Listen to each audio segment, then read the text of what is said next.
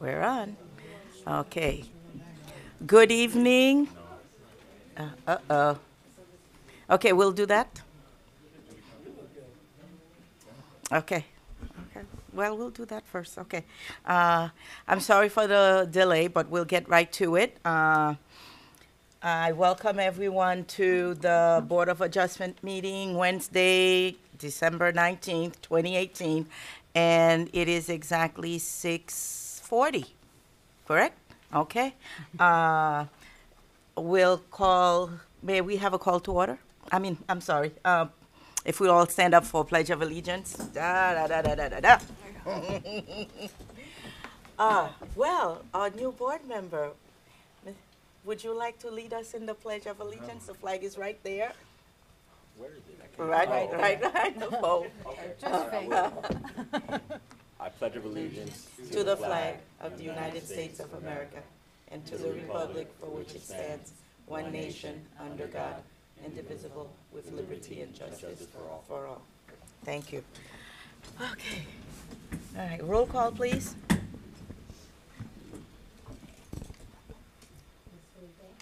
Here. Here. Here. Here. Thank you. As first order of business, would you like to swear him in? Jennifer is going to do it. If you please raise your right hand and repeat after me the following oath of office. I state your name. I, Emmanuel Genty, Do solemnly swear or affirm do solemnly swear or affirm that I will support, protect, and defend that I will support, protect, and defend the Constitution of the United States the Constitution of the United States and the state of Florida, and the state of Florida, that I will, that I will, in all respects, in all You respects, need to speak into your microphone. in all respects, observe the provisions of the Charter observe the provisions of the Charter and the ordinances of the City of North Miami, and the ordinance of the City of North Miami, and that I will faithfully discharge and I will faithfully discharge the duties of the office the duties of the office as board member of the Board of Adjustment. as board member of the Board of Adjustment. So help me God. So help me God. You are so sworn. Okay. Just a housekeeping we had to get out of the way. With that being said, Mr. Cook, would you please explain the whole procedure? I'll go Or ahead and our read. lawyer is going to do it. Okay. So this is an explanation of the quasi-judicial process with regard to the following public hearings. Please be advised that the following items on the agenda are quasi-judicial in nature. The applicant or duly authorized agent for the applicant must be present. If no representative is present, the application will be tabled to the next Board of Adjustment meeting. When the petition is announced, the applicant or his or her agent shall approach the microphone and state his or her name and address for the record. Any interested party wishing to speak on any item may approach the podium after the board has opened the public hearing. Each party shall approach the microphone and state his or her name and address for the record, shall address his or her comments to the board. Each party shall speak for not more than 3 minutes in order to provide for order and time for other interested parties to address their concerns and comments to the board. Thank you. Thank you. And with that said, we will administer the quasi-judicial oath for anyone who wishing to talk on any of these items tonight, whether for or against. You need to be sworn in. So, Yep. please stand up. So if you plan to speak to the board, except for attorneys who are not giving testimony, stand and raise your right hand. Do you swear to tell the truth and the whole truth and nothing but the truth in these proceedings? I do. Thank you. With that being said, amendments to the agenda. If I may, Madam Chair, I would like to introduce our new staff member, Amanda Murray. She just Hi, started. Amanda. It's been 2 weeks ago, 2 weeks now. She originally came through as an intern, and subsequent to that, reviewed, and now she's serving as the senior planning tech for the city. And also, she just graduated from Florida Atlantic University with a master's in urban and regional planning. Good, welcome. Welcome. Good, good. With that in mind, Madam Chair, we do have some changes to the agenda. Some have been noted here. We had advertised a variance for Copper Bridge for parking at at a property that is not addressed because it is vacant. That has been removed from the agenda. We also had an advertisement for a variance for the telecommunication tower, which is also on public land. That has been deferred or removed from the agenda as well due to advertising error on our part to give you the full breadth and depth of it. It was originally submitted as a variance to allow for a deviation in the height, where it's required 90 feet for one user on a tower. They have built a tower of 120 feet. Unbeknownst to me, with further review of the LDRs, that deviation is allowed through the exception process. So since it was advertised incorrectly, we withdrew it from the agenda so it can be reprocessed as a special exception. Okay, Those are the two. thank you. We'll do approval of the minutes. But before we do that, we have 2 minutes to approve, which is August 15th, 2018, and November 15th, 2018. I'll second. Just one, I think I was here. yeah, we could take that, but on the August 15th, no, on the August 15th, just a minor correction. I do read them. And I was also here. Page 3 of 4, where it says motion to deny was made by Commissioner McDermott. So we just need to make sure, because I think they get confused in typing. So board member, you know, you don't want the responsibility, right, Mike? Was I on this? I think I was here. Since you're making corrections, maybe you should vote on them separately? Just to Okay. clarify the record. So that would be for August 15, 2018. Was there anything that needed? I'm sorry. No, I wasn't here. No, no. Okay, so, Motion to approve August as corrected? as corrected, thank you. Second. All right. All in favor? Aye. Any opposed? Okay, now, motion for the November 15th? So moved. Second. Okay, all in favor? Aye. Opposed?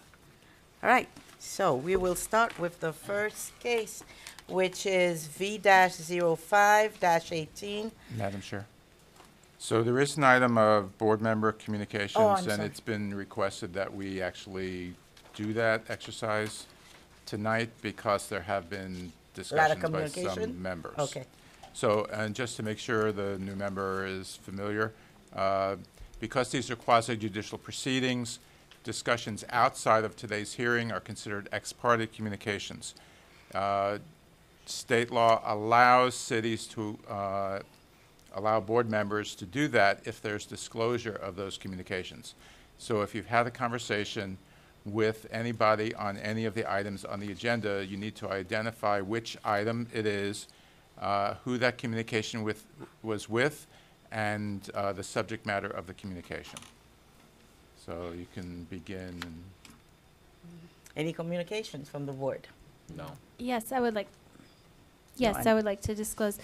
I had several residents of the surrounding area contact me and give me. They had received the notice and give me their Which item? of the item that we're hearing right now, V-0518, and give me their opinions and concerns about the item. Okay. All right. And I had the same contact. Is your mic on? I had the same contact on the same item from various citizens. Okay. Okay. All Thank right. you. None from me. None. Okay. None. All right. With that being said, V-05-18, special exception for drive-through, 13400 Northeast 3rd Court. And Mr. Cook, you're on. Thank you, Madam Chair. If I can get the PowerPoint to start. Okay, there we go. As stated, this is, for item 1, it's a special exception to allow for a drive-through for Wendy's located at the address of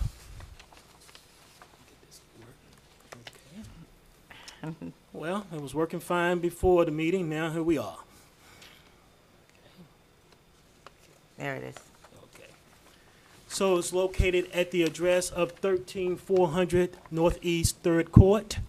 As stated, this is a large parcel consisting of approximately 90,000 square feet, 2.06 acres. Specifically dealing with the Wendy's, you're looking at a site of about 2,500 square feet with accessory drive-through. It's integrated in a retail complex which encompasses in construction almost completed a dollar store, and it has some other commercial uses that will be at the south of the property as well. This item did have a previous review for the Family Dollars, as you see at this site, that went to the Development Review Committee, and it was approved. As stated, you have a special exception here for this evening. Why am I going this way? Praise God. And this is a special exception specific to Division 1, Section 5-101E, that permits a drive-through within a C1 commercial district by special exception. This is an overview of the area. As you can see, it's indicating the different zones that we have associated with the property. You have to the east, you have a residentially zoned. You have to the north, you have a residentially zoned, and you have to the south, residentially zoned, and you have to the west, commercial zone. These are the criteria that we reviewed the special exception under.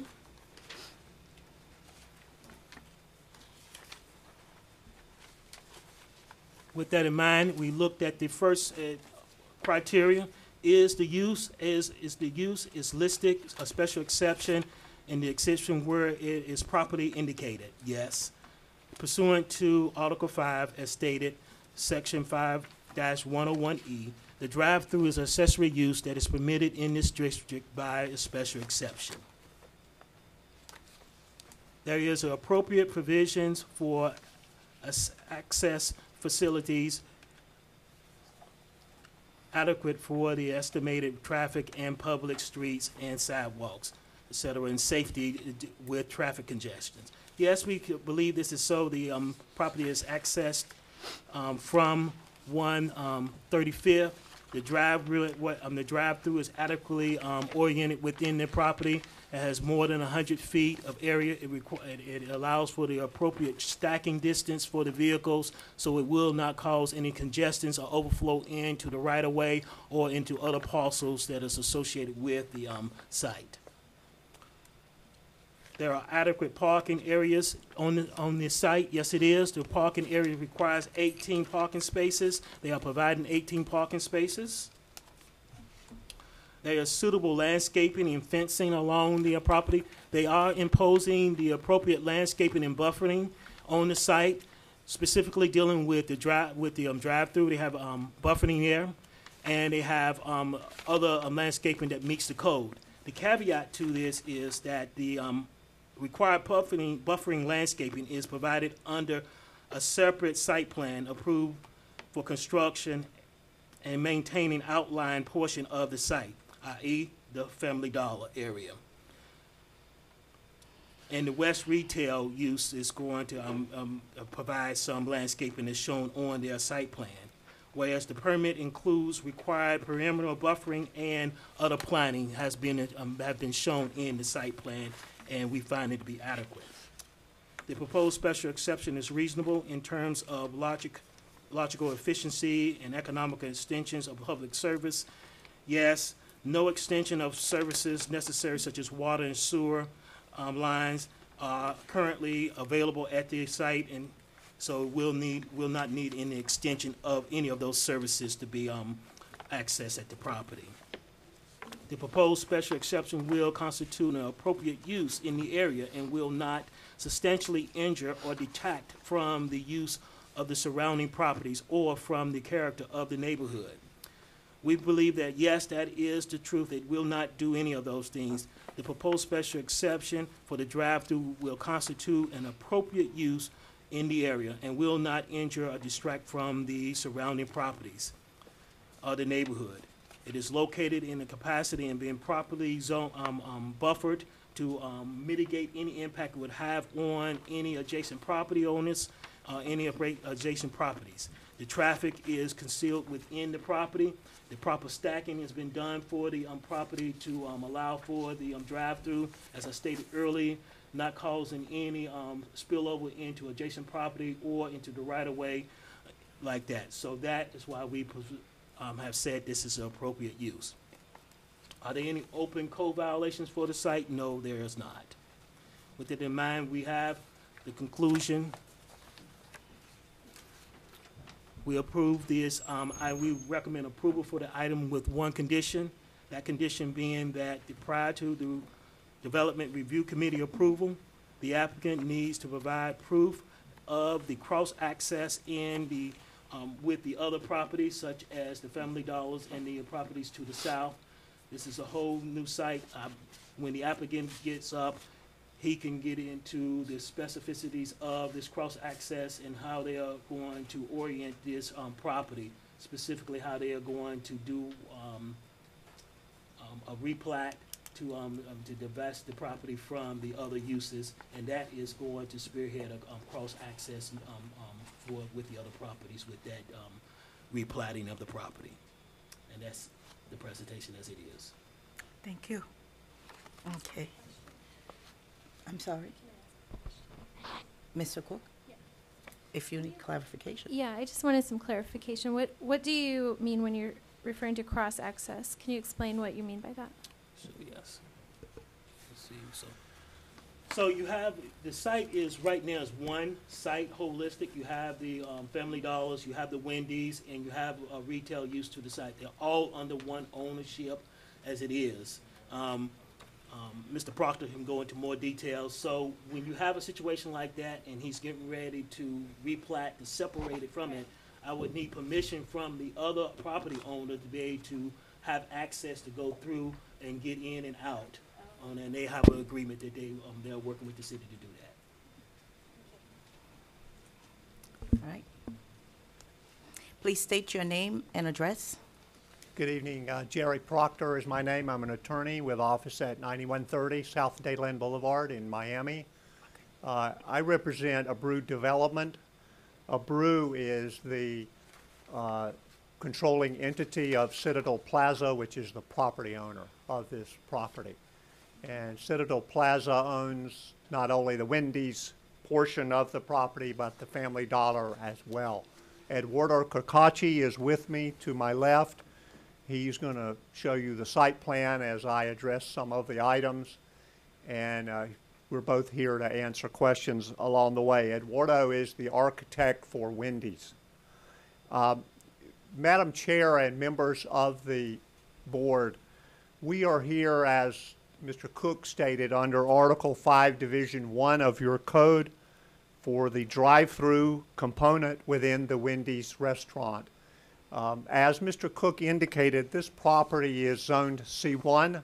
It has been zoned as such for many years, and it is already developed in part with a Family Dollar store, which is nearing completion, and a retail building in the back or south side, which is also nearing completion.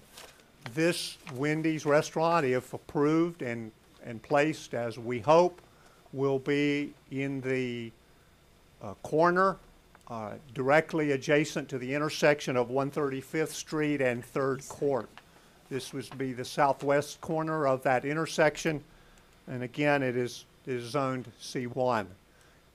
This property is adjacent to multifamily, Home for the Aged to the east, a 4-story condominium to the north, and as Mr. Cook indicated, a commercial to the west along 135th. 135th is a major artery in this area of the city, and as such, the city has designated it not only for commercial but for transit-oriented development, and we believe that we have a plan and a use that comports with the code, and we'd like some indulgence to go through that, understanding that there may be interested citizens here I'd like to go through it as thoroughly as I can.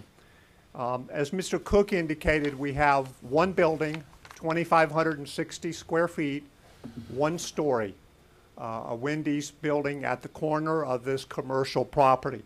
We have a 10-car stacking area for the drive-through that wraps around the building.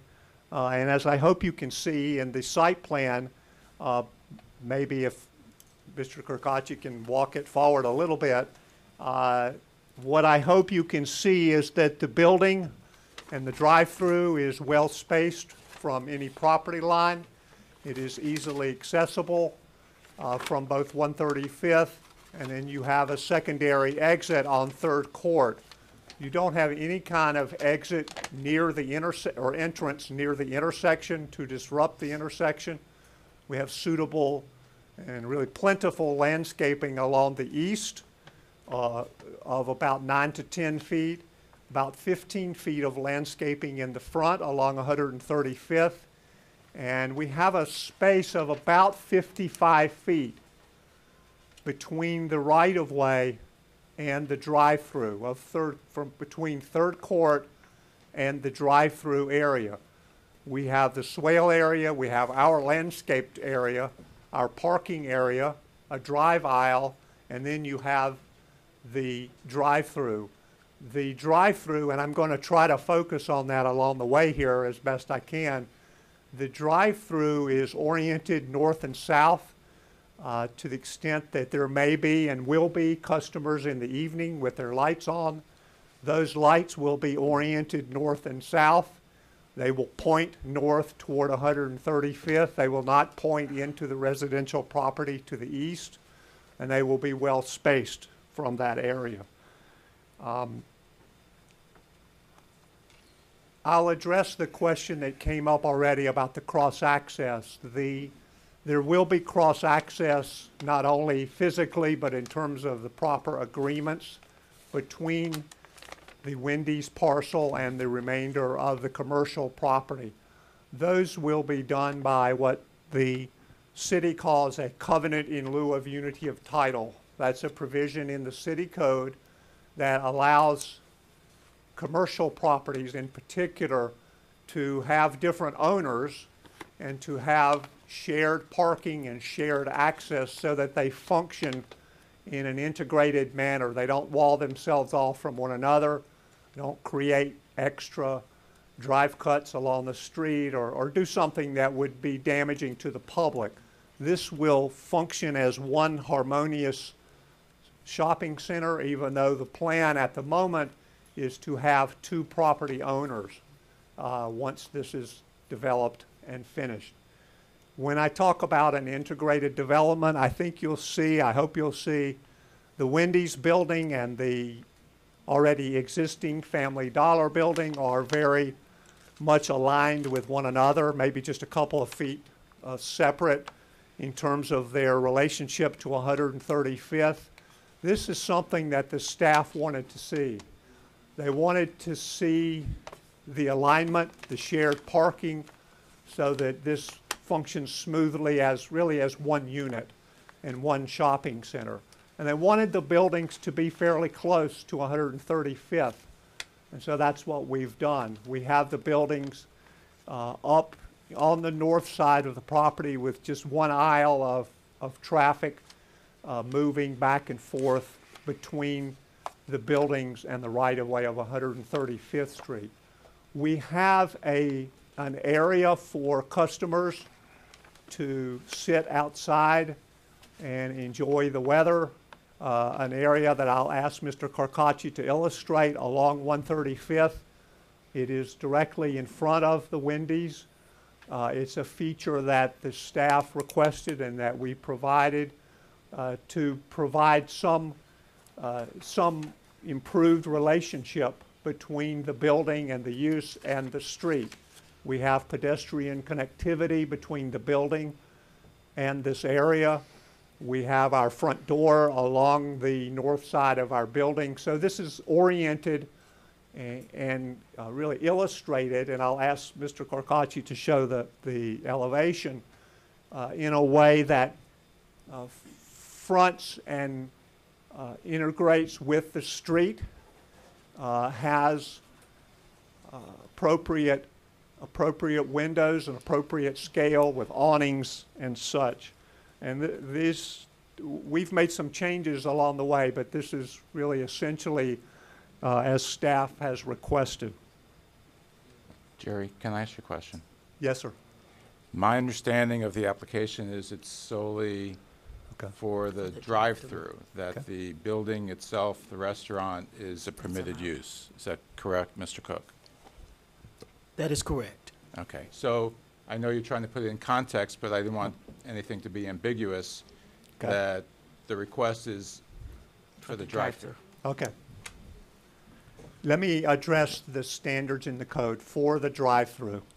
They are in your staff report. Mr. Cook addressed them, but I'll try to hit the high points. Is there appropriate access? We have one access point along 135th and one along 3rd Court. There is not, and that's for the entire center. There's not a congestion factor where we're putting multiple access points.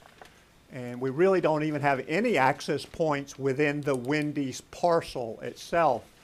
But we're going to have the cross-access so that people can get in and out and can serve and reach the drive-through. And as Mr. Cook mentioned, there's 10 cars in the drive-through. They're well spaced from any right-of-way and well spaced from any neighboring property. Is there adequate parking? Yes, there's adequate parking on not only the Wendy's portion, but the shopping center as a whole. Each parcel has adequate parking in terms of the code, and there is cross-access in the event that there is a day of congestion, perhaps a holiday day, where cars that might be visiting the shopping center can park on the Wendy's parcel if they would like. But there is adequate parking individually and collectively for the property. Is there adequate landscaping? Yes, I've illustrated not only the landscaping, but the amounts which are in excess of code, and really the coordination of that landscaping, as you see, throughout the whole property, not just the Wendy's part. Is it an appropriate use in the area? We believe that it is. It's not only allowed by the code, but we think the drive-through is not only an integral component of this restaurant, or most restaurants, but we think it fits very nicely and compatibly with the area. It's well spaced. It doesn't orient in any way to the residential area. It points outward in terms of lighting and such toward 135th, not toward the residential area. Those are the standards in your code. We think this is a good application. We have no problem with staff's condition that we have cross-access. That's been the whole intent from the beginning, and we have no problem with that. Madam Chair, if with the permission of the board, I would reserve some time for rebuttal and certainly try to answer any questions that you have. Thank you. Thank you. All right. With that being said, I will now open public hearing. Anyone who would like to speak on this item may come forward, whether you are for it or against it. And please understand that we can only give you, is it 2 minutes? 2 minutes. 2 minutes. 2 minutes. 3? Oh, okay, well. I see it here as.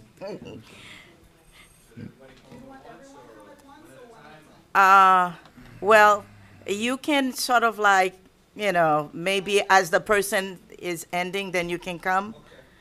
And since there are 2 lectern there, so maybe one person on this side and one on that side. Okay? Madam Chair. Yes. Yes, before they start, I'd like to just make a comment about citizen testimony that might Yes. help. So under Florida case law, these kinds of applications are considered quasi-judicial, which means the board has to make decisions based upon the facts presented. The courts have interpreted citizen testimony to be perfectly permissible and meet the standard, which is called substantial competent evidence, as long as it is what is called fact-based. Mere generalized statements of opposition and opinion are to be disregarded, but fact-based testimony is not. So if there's a question about whether your testimony is based on fact or is just you don't like the application, you should err on the side of providing facts that justify your position. Thank you. Okay. Please state your name and address before you start. Okay. Hi, Dion Deans, 13390 Northeast 4th Court, North Miami. I am against this building. I guess the permit for the Wendy's itself has been put through, but the drive-through is the one thing that's stopping this from happening. Hopefully, we will stop it from happening. Fact is, the fact that there's a Wendy's stuck right in between two schools, when we're battling childhood obesity, and we have a school within a quarter of a mile walking distance to one school, and a quarter mile to another school, is very strategic on their part, mind you. Great for business, not great for our children of North Miami. I think we should be focusing on our children, not on the dollar. Because at the end of the day, what are we going to have? We're going to have sick children. I don't care about Wendy's. I care about the children. We have, okay, in England, they're banning the buildings of these fast food restaurants for that exact reason, because they care about their children. You are not allowed to build a fast food junk restaurant within a quarter of a mile of any school, and that's going into effect as fact the fall of 2019. I have lots of opinions at this point. I guess I can't say them, so I'll keep them to myself. But obviously, I believe traffic is an issue. People are going to come from all over, every direction. There aren't the proper turns. The reason you probably don't have the ordinance for the drive-through is because it's not meant to be a fast food restaurant. They shouldn't be there. I mean, there's enough of them. Put something healthy there. Think about the children. Think about everybody in that neighborhood. This is just, I just think it's just a very, very, very bad idea. You know, think about us. Think about our children. Don't think about Wendy's. They'll be fine. Wherever they go, they will be fine. So let's think about us and our children of North Miami. Thank you.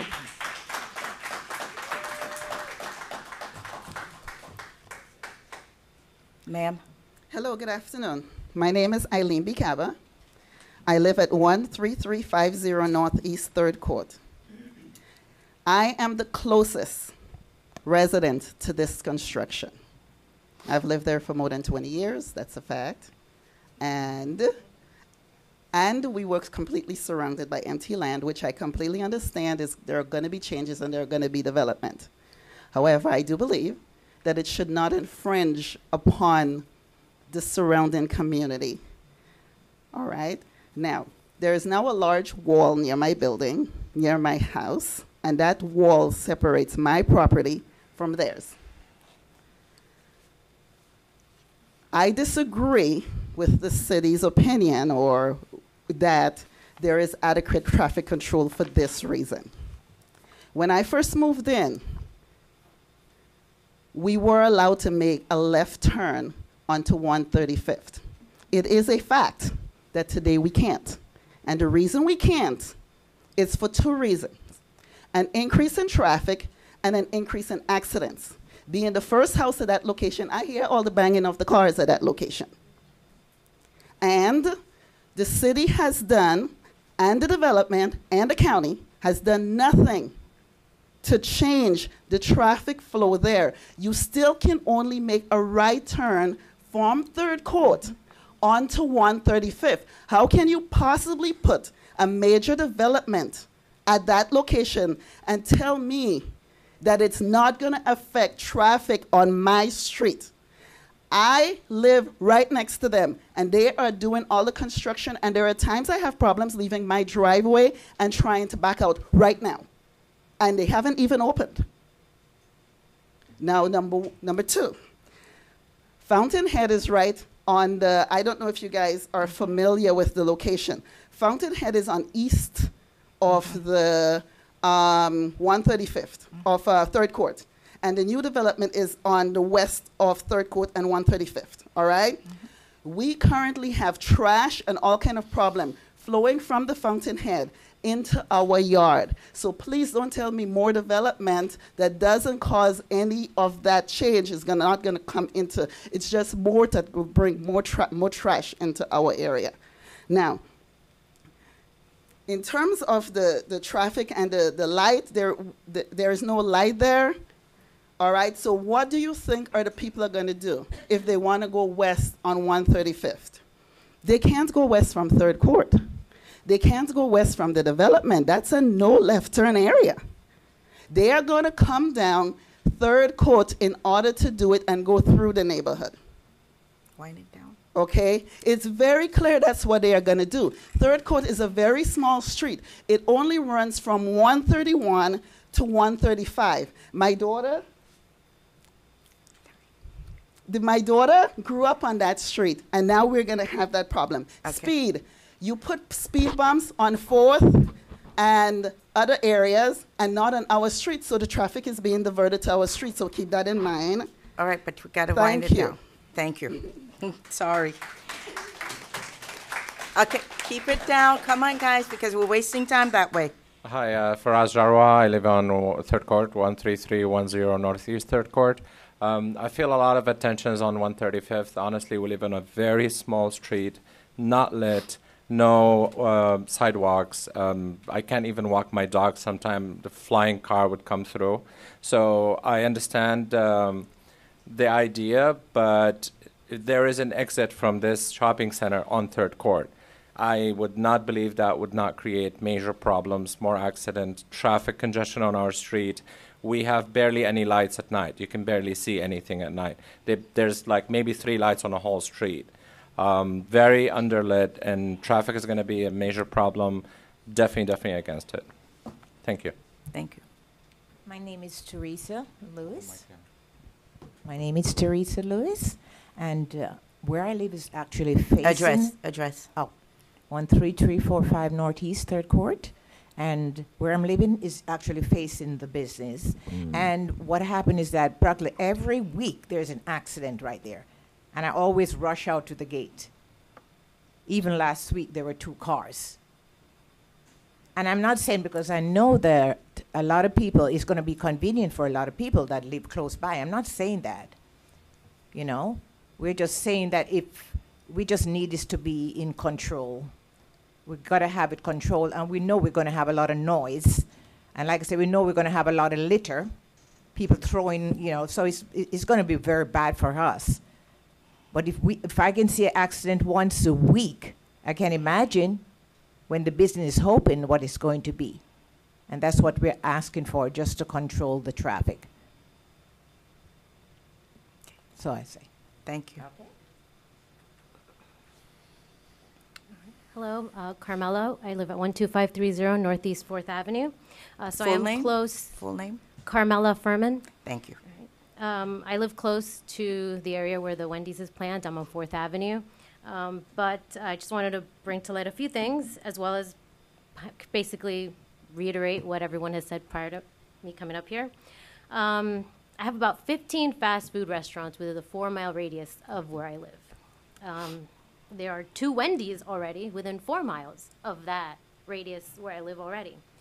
I think a drive-through is going to create, like everyone has said, traffic, because it's not just 135th. It's our whole neighborhood is used as a shortcut for everyone. Everyone speeds from 135th to 125th.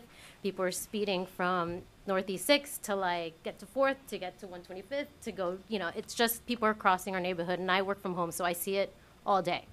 Also, trash. I'm always picking up McDonald's, Taco Bell, Dollar General, Presidente, constantly. So that's not going to get any better. I mean, I'm out there cleaning up trash basically every Tuesday, as the North Miami program has created a cleanup task force. So participating in that.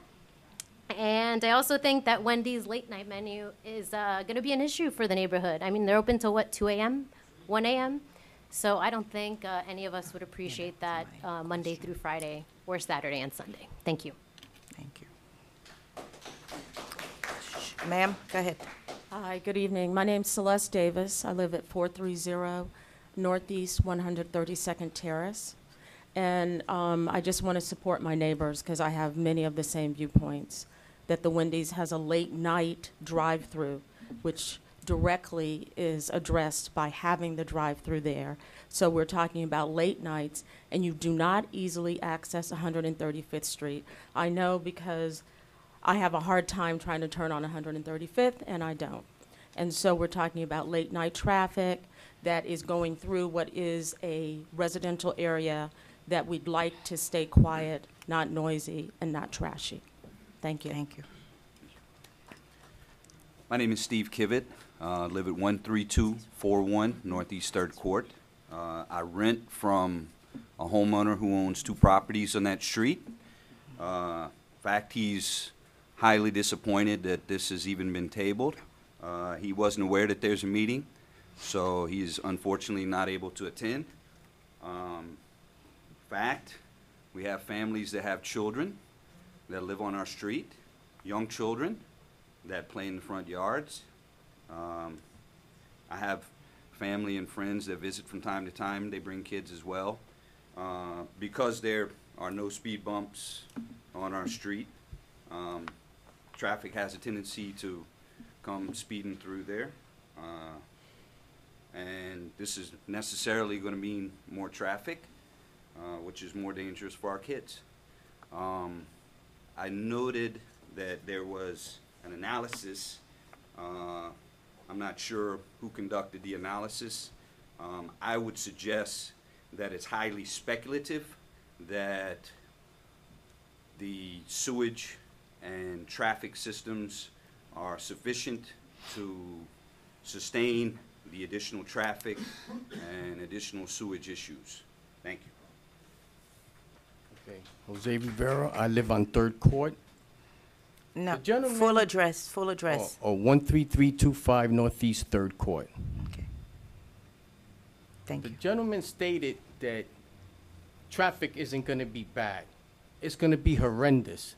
You're going to have traffic coming from the east, and there's no, you can only make a right.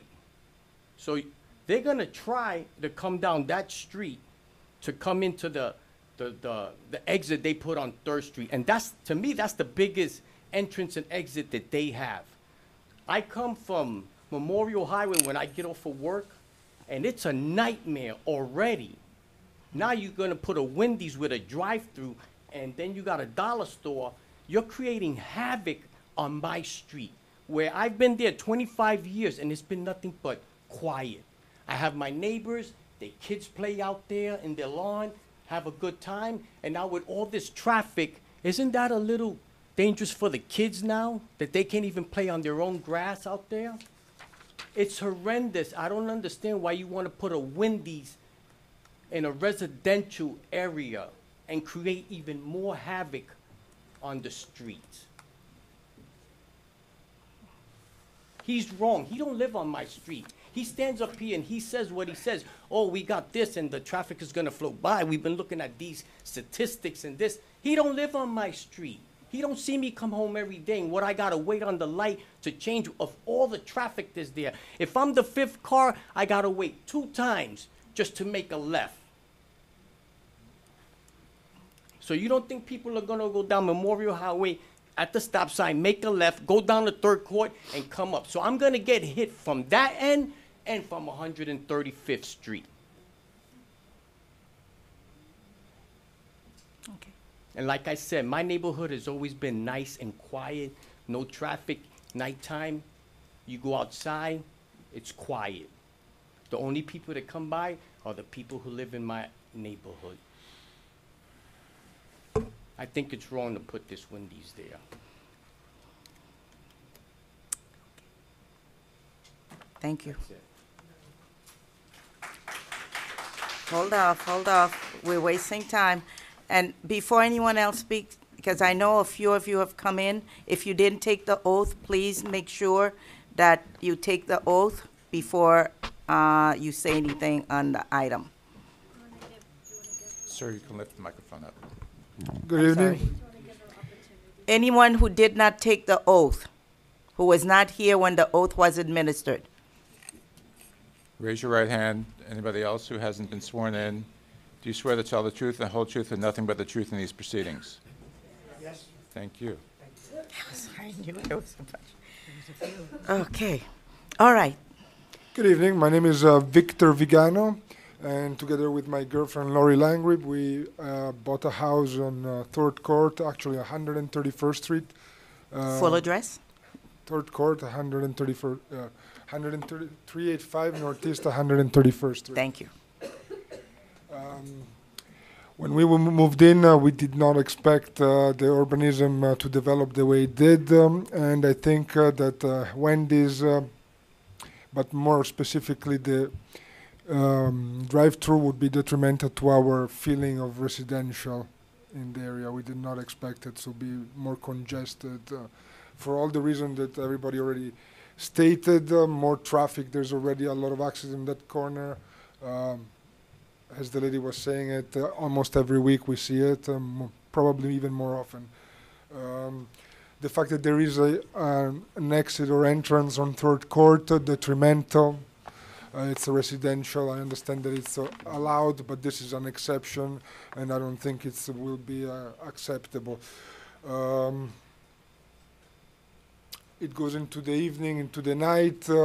Everybody would like to keep a nice sleep at night, and if it goes into the evening, into the night, cars driving around, once again, not residential. And the kids, the children, I mean, to school, all that obesity problems. Thank you. Thank you. Okay. And I see a lot of residents out there who'd like to speak. And I hear it, and I understand free speech, we come out there, but in the essence of time, because it seemed like everyone who comes up, they're basically saying the same thing. And I just wanted to ask, was there anyone who had something a little bit different to add to what's already being said? Okay, all right. Jim Go ahead. Garrett, 11610 North Bayshore Drive. On all fast food establishments in this city. I'm going to go back historically. When Wendy's first came here, they wanted to first come on at 6th Avenue and 135th Street. Because how I know that was my math teacher, Jim Sickler, had all the parents on open house night upstairs in his math class trying to raise the $25,000 for the franchise fee. So it was supposed to go in that empty lot.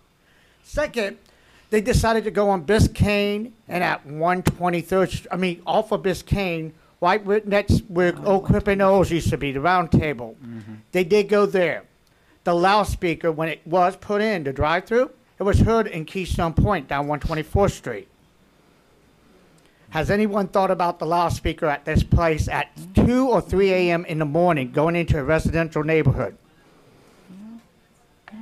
Number 3, you're talking about an intersection where the roads go different ways and a local K through 8 school, what used to be the Knights of Columbus, but now is Raul Martinez Espira School, and you're talking about the traffic around that school in the morning and in the evening.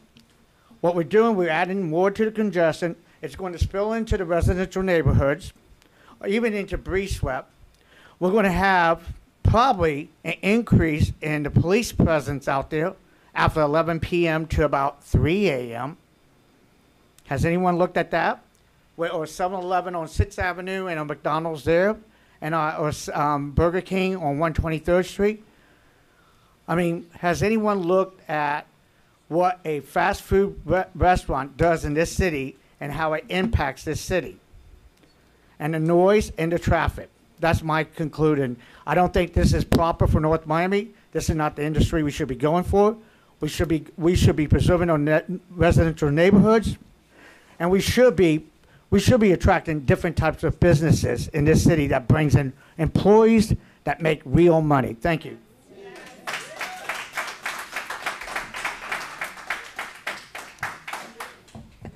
Hello, my name is Renee Bicava. I live at 13350 Northeast 3rd Court, which is the closest building to the Wendy's.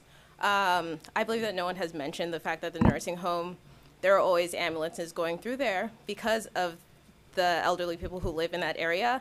And the fact that the Wendy's will increase traffic there and you'll have ambulances coming through, that will be a major problem that no one has brought up or considered yet. Thank you. Good evening. My name is Mike Hill. I live at 13075 Griffin Boulevard. I live on the corner of 131st and Griffin, which is a rock's throw from this development. And this is not a commercial area. The entire area is residential. All the street I live on, all the way from Northeast 6 all the way down past the Spira, that is all residential neighborhood, and it is horrendously planned. And so this development sits there. There is, if you come west on 135th, there is no turn lane to go left into this space. And you can say you're going to put a double yellow line, but if you've been to the Northeast 6 Publix, They don't care. everybody cuts right over that double yellow line. And they're going to go, and they're going to stop and back up traffic all the way down that lot. On the flip side, everybody cuts through our neighborhood. Everybody does, because nobody wants to wait on Northeast 6 or 125th or 135th. And if you've been to the that Ross parking lot, the Ross on Biscayne and 125th, and you see there's a Burger King in that parking lot, and if you've ever tried to go there for something simple, you can't. There is not a parking spot, and you cannot get in and out of that space. It's a nightmare, and that is exactly what they're setting up to do here. There's a reason why they want an exception for a drive-through. They're going to create a turnstile of cars that come into our neighborhood like this, and you should vote no on it. It's not supposed to happen. This is the wrong development. It's the wrong place for that. Please vote no. Okay. Thank you. With that being said, anybody else? Okay. Public hearing is now closed. Board discussion? He wanted some rebuttal. Yeah. Rebuttal? I'm sorry. Thank you, Madam Chair. Jerry Proctor again. As everyone knows, any development on this property or any property creates certain impacts. And you know, what I asked the board to do is heed the words of Mr. Held at the beginning of the presentation. I happened to pick up a brochure out front as I was waiting for the chambers to open, and one of the headlines, it was a brochure about quasi-judicial hearings, was that zoning is not a popularity contest. I respect the folks that have come, but I want to break down and go through a couple of their comments and try to put some context on this with respect to them and with respect to the board. Access. This Wendy's, which as Mr. Held reminded me and the board is the only subject of this hearing, is not adding any access points. The access points have been placed and approved by the city for the shopping center. We have a development proposed in front of the board that is not adding any access points along the street, either 3rd Court or 135th Street. It's going to use and fit compatibly with the existing access points that have already been approved by the city. Where is this property? Again, the Wendy's. It's a minimum of 110 feet from the nearest single-family neighbor. And I hear that there are a number of neighbors that live on 3rd Court that are here. The closest one, who, if I got her name right, is Ms. Mercado, and if I didn't, I apologize, her property starts a minimum of 110 feet south of the Wendy's property. Not the Wendy's building, not the drive-throughs, the Wendy's portion of the property. So you have a separation here, and you have and what does that mean? You have a separation that allows the board and the city to consider more favorably these impacts, because we do have impacts. The issue of trash. We have to comply with city regulations, and we will comply, and for this restaurant and for the drive-through component. This restaurant, or the Wendy's, is not open for breakfast. They typically open at about 10 a.m. and close at about midnight. You don't have a drive-through at 2 or 3 a.m. Those are the typical hours, and I think the hours in this case for Wendy's. You don't have something in the middle of the night. Now, this is a compatible use. It's a very small building, and the drive-through component fits very neatly within the property. It doesn't spill out into the community. It doesn't add backup of traffic, backup of noise, or anything of that sort. And I illustrated earlier where the drive-through is within the property in relation to our neighbors. Just a couple of other points. Perhaps stating the obvious, there's no regulation in the city, there's no spacing requirement or limitation or prohibition on so-called fast food restaurants or restaurants in terms of their proximity to one another, their proximity to schools, or anything of that sort. This is a permitted use. And what you're going to have on this corner, if you don't have Wendy's, you're going to have a permitted commercial use. We believe that this use is compatible. It is very, very well spaced from our neighbors, the neighbors that have come tonight and the other neighbors who live and own property on 3rd Court and the areas around 3rd Court.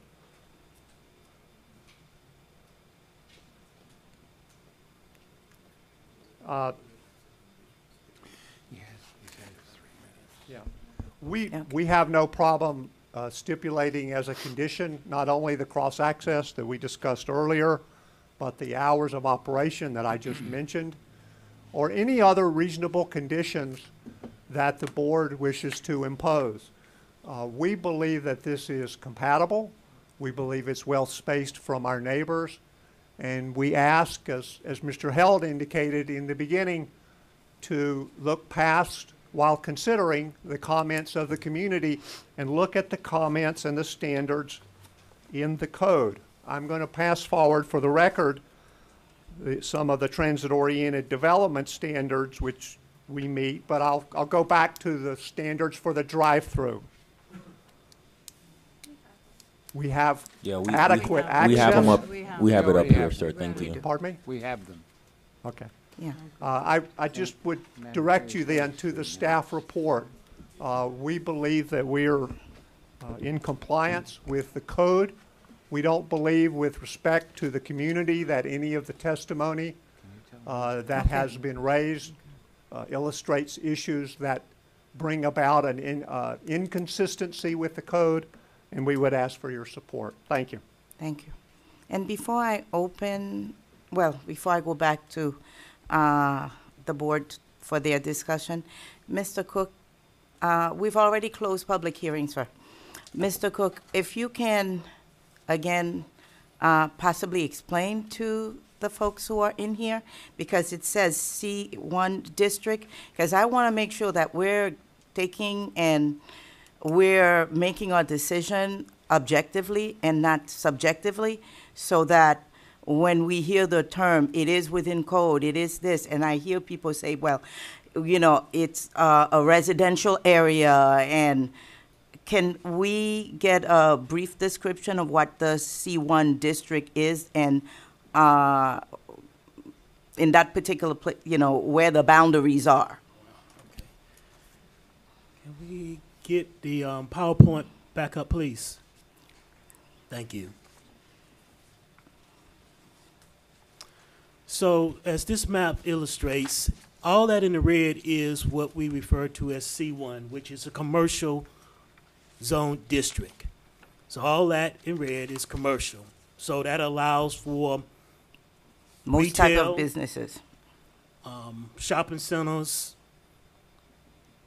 car wash, It could allow for entertainment to take place there. So to the point of the ordinance, the provision in the code is to allow for a drive-through by special exception. This is not specific to this zone district.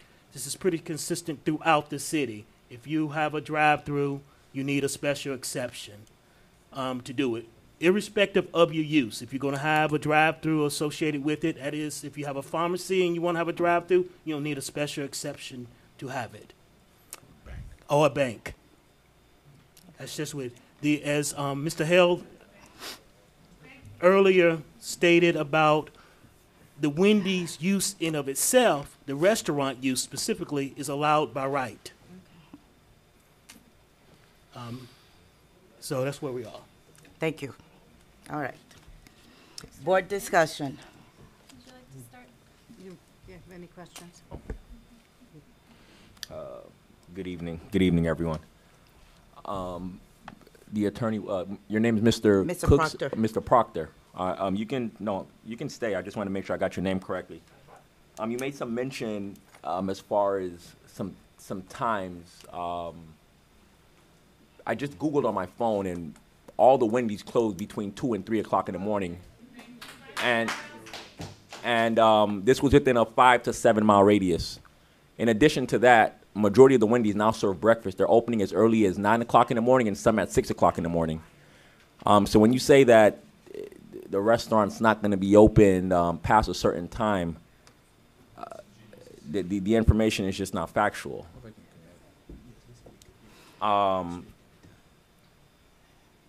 In addition to that, I know he just explained the C1 and anything can come there, whether it's a bank, whatever's requiring a drive-through, it's going to be a special exception. I utilize that LA Fitness on Biscayne Boulevard, and I tell you right now, sometimes traffic is jam-packed to get into the parking lot of LA Fitness because people are lined up trying to get some food. I mean, these reports come out, you guys give your opinions and you guys give facts, but reality is reality. I mean, you can put something on a piece of cardboard and say, yeah, this is what we hope that it will be based on the circumstances.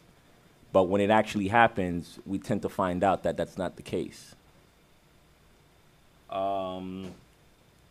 Fast food restaurants, and like I said, it's already been, this is just for a special exception, but just to note that fast food restaurants tend to bring other fast food restaurants.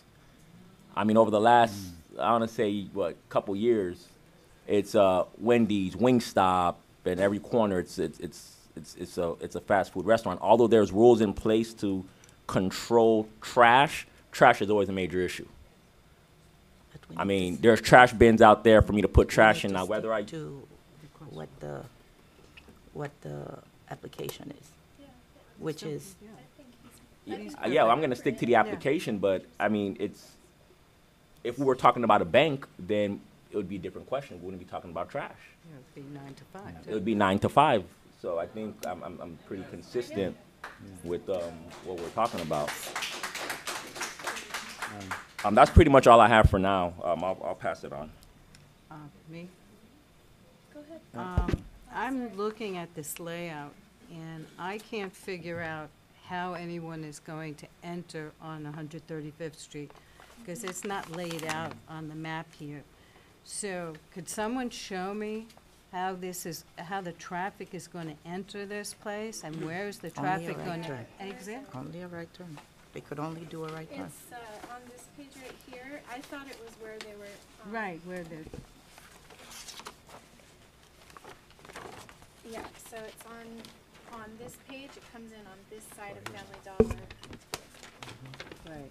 So Madam Chair, I'd be happy to address the question. Just point it out on is that, this please. correct? The entrance on 135th comes out on this side of Family Dollar. That's the main correct. entrance to the entire plaza. That's and correct. then the other exit or entrance is on Northeast 3rd Court. That's right? correct. Okay. Okay. All right. That's what I thought. All right. My next, now, is it an entrance and an exit on 135th Street as well? I mean, or is it just an entrance and everyone's? They could only come in? Right turn in, right turn out. Entrance Okay, and exit. right turn in, right turn out. Okay. My biggest problem is the noise and the trash, and especially if you have these cars coming in and they're gonna drive right out, and I've seen it time and time again, they throw their wrappers out the window. The fact that that is a residential area on Northeast Third Court, to hear the noise when you make an order, can I help you, over and over and over again until midnight and beyond. I really have a problem with it. If we're going to even have the Wendy's there itself, is there some way we could put traffic speed bumps on that street? County doesn't allow traffic speeds. Oh, it doesn't. On Northeast Third? On Northeast Third? The county does not permit speed bumps to be put in place any longer. We've tried. Any longer, Any because They've, the ones there that are are here streets are along that grandfathered have in, it. but Ah, now okay. they're not Well, permitted, from my perhaps understanding. Can we close off this Northeast Third Court exit? I mean, is there any way? Enforce something? You know, the problem with that is that if we were to close off for hypothetical Northeast Third Court, Yeah, they all have to go down. it's poppable, because we would be diverting the traffic then through Memorial Highway, Griffin Boulevard, and 131. And so when you consider closing off, even though this isn't a realistic option, I'm sure, because there's also county regulations against closing off streets, and that's its own. Well, I'm not talking about It's closing not off closing- the street, closing it's off closing the center. The Close off- exit. Oh, the entrance exit, and then exit. just having And then just one- 135 yeah. be the entrance and Yeah, the And they exit. won't be going down Third Court and throwing the That's a- garbage out. Madam Chair? All right. Mr. McDiarmid, Okay, are go you ahead. done? sorry. No, I guess I'm done. Mr. McDiarmid? Through you, Madam Chair, can I ask the Attorney of Record? Mr. of- Proctor? Mr. Proctor, Uh-huh. two yes or no questions. One of the people mentioned the Burger King in the plaza over on Biscayne Boulevard, and it is truly a nightmare. Oh, it is. And, you know, this is more than just a dollar store. There is a whole line of stores behind the dollar store that are going to be full and creating a lot of traffic in and of themselves. So my question is twofold. Number one, have you done any traffic impact study on this area? That's number one. And the second question is, and I know you may not be able to answer it, but being of the attorney of the record, perhaps you would have an indication. If this drive-through was not passed by the Board of Adjustment tonight, will the Wendy's still open? Through the chair, to your second question, I don't know.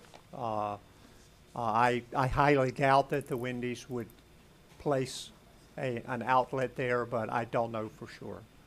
In terms of the traffic, the proposed proprietors, reviewed the traffic counts in the area, the rules of the state of Florida and the city, and they've reviewed the traffic patterns and the traffic flows and the traffic counts in their preparation for this presentation and in their preparation to have a real estate transaction and possibly buy this property.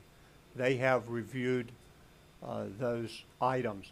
I can't tell you that they have done a specific traffic study. The city has not required an hour-by-hour study, but they have looked at the traffic patterns and volumes in the entire surrounding area.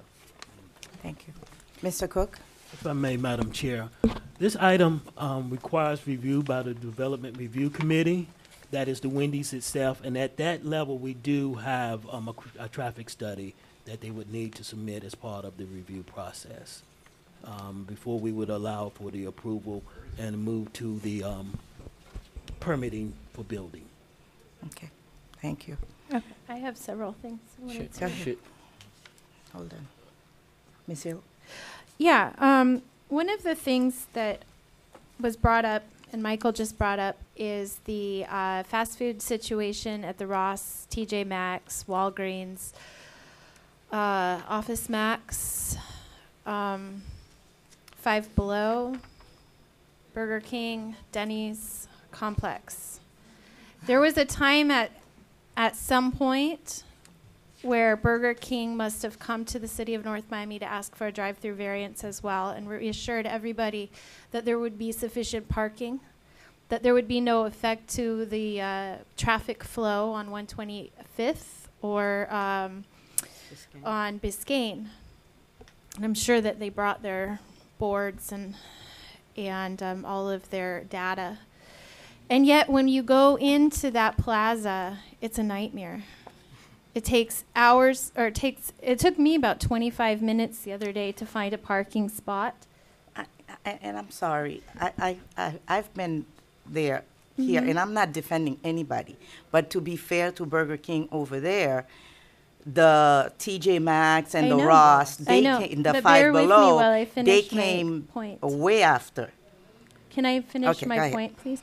My point is that this is very similar to that development in the sense that you have quite a few retail spaces and uses, and all of those do attract their own parking.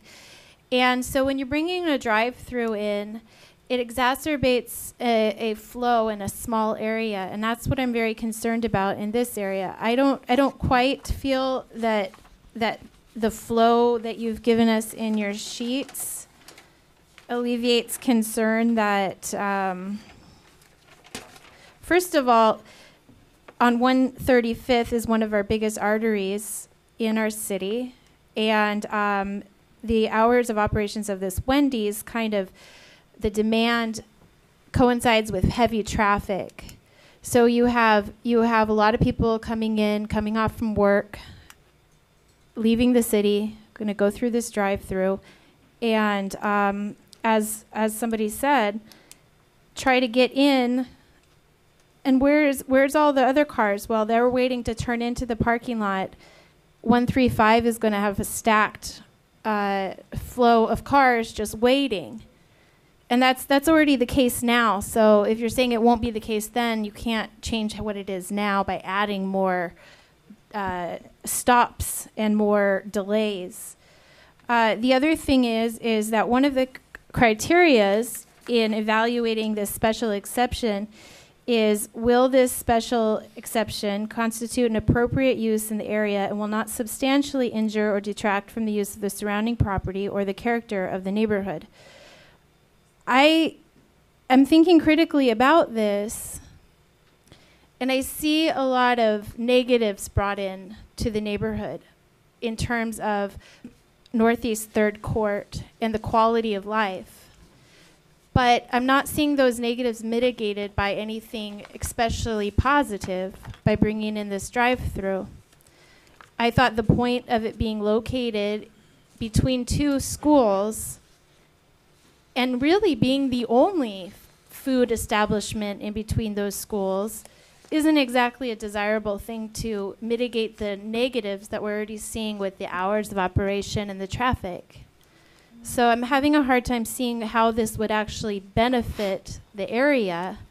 And as my fellow board members said, it's sort of a Pandora's box, because if we allow this drive-through and the next fast food company comes to us, we'll have to do the same thing. Do we as a city intend 131st, this area of 131st, to become an area with a lot of fast food options? Is that our intention?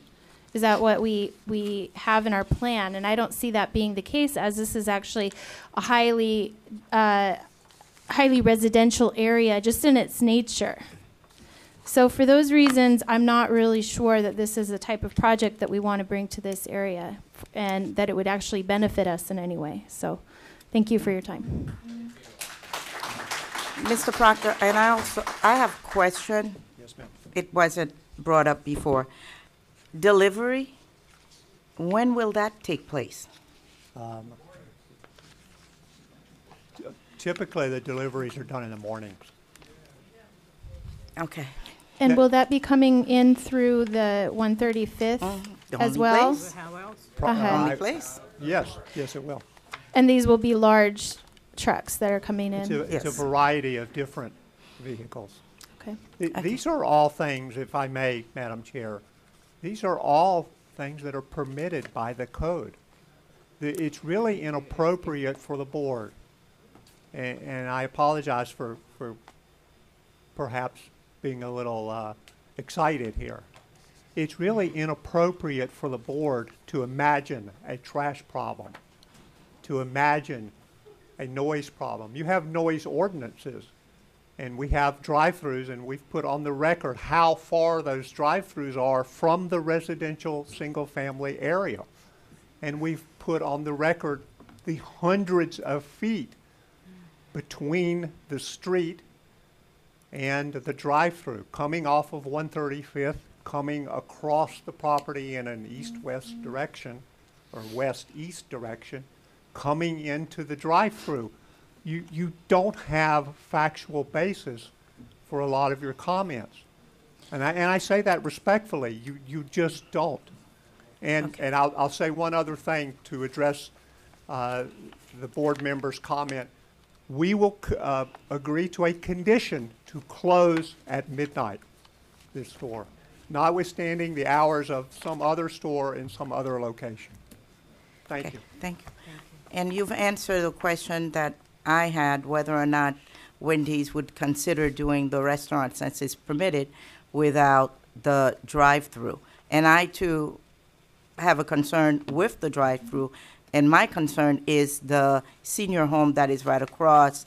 When we talk about, you know, quality of life, I know the area. It's unfortunate. It's been a parcel of land that's been sitting there all this time, and I don't think they do diligence to try to find the appropriate businesses to come in. There was a young lady who spoke about we don't need any more unhealthy. To tell you the truth, people just don't care about that. And I understand. Family Dollars, all they're going to do is sell processed food. And, you know, it's not part of what we need to consider. What we need to consider is the fact it's the drive-through. And it's whether or not we believe that the drive-through should be allowed. And based on concerns that I have and concerns that I think the board members have, we're of a mind that we don't want to approve, and I should let it up to you guys to decide because I cannot. With that said, Mr. Attorney? I would, Just one second. yes. I'd just like to state that I think the board is able to comment based upon its experience with other applications and with its observations of how similar facilities have operated both in the city and outside the city. So if you have observed a trash problem, for example, with a drive-through at other fast food facilities, I think that's a reasonable comment to make. We approve a drive-through possibly 2 years ago when Publix came and they were redoing and they were adding the drugstore. And one of the things that was considered was the proximity with the bank that was there, and it was shown that how their trucks were going to come in and how the people were going to be able to, there was ample, sufficient space. I'm concerned of that space because it is still a small space right there. I live not too far from a Family Dollar that's on 119th, and the fact that the county has put those dividers, that truck, when they're making delivery, they're backing, they've blocked off the entire street to back up into that Family Dollar in order to make the delivery. I would have liked to see other things, but it's not up to me. Restaurant is permitted, and I would, it's great, the restaurant, but I just don't think that, we have enough that the drive-through would fit right there. That's just my concern. With that said, I would like to propose a motion to deny this application. I second it. Please. It's been moved for dismissal by Ms. Hill and seconded by Ms. Cohen. Roll call, please. Ms. Philippe, Yes. Ms. Cohen, To deny it? Yes. Oh, okay, then yes. Just make it- Mr. McDermott, Ms. Hill, Yes. Mr. Genty. Yes. Motion passed 5-0. Unanimous. Unanimous, Okay. Moving on, moving on. Thank you.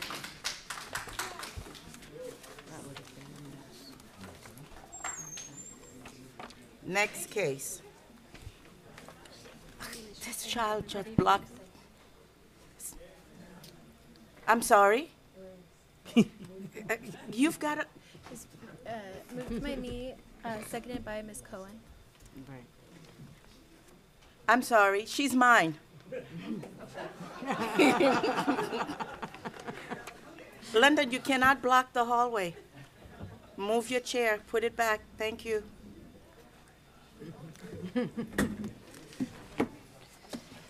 Okay, That was a moving fast on. one.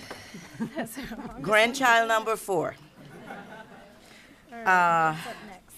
V6V-06-18, Copper Bridge Foundation, 12500 Northeast 4th Avenue. Is the applicant here? Please. Please move forward. Okay, Mr. Cook, go ahead. Thank you, Madam Get Chair. everybody ready. The item before the board is a special exception to allow for an educational facility located at 12500 Northeast 4th Avenue for the Copper Bridge Foundation.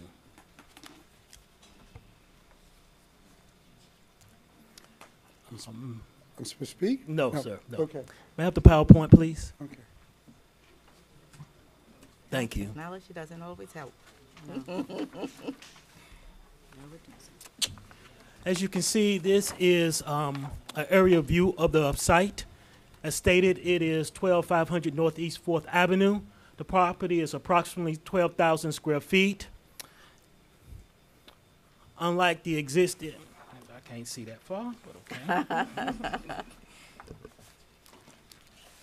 The property is for Copper Bridge Foundation. The building is approximately 3,000 square feet.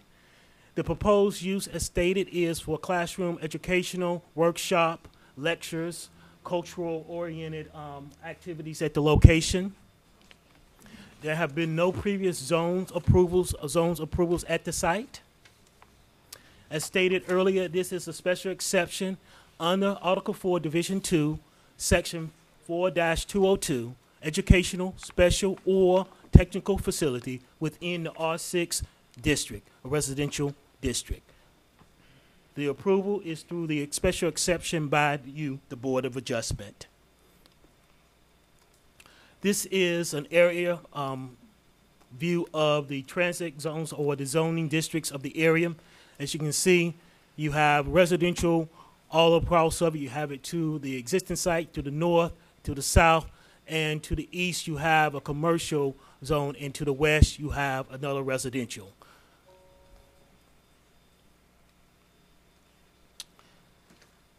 Like the other project that was for the drive-through, this is a special exception, and we have criteria that we look at to review for the viability of the use at that location.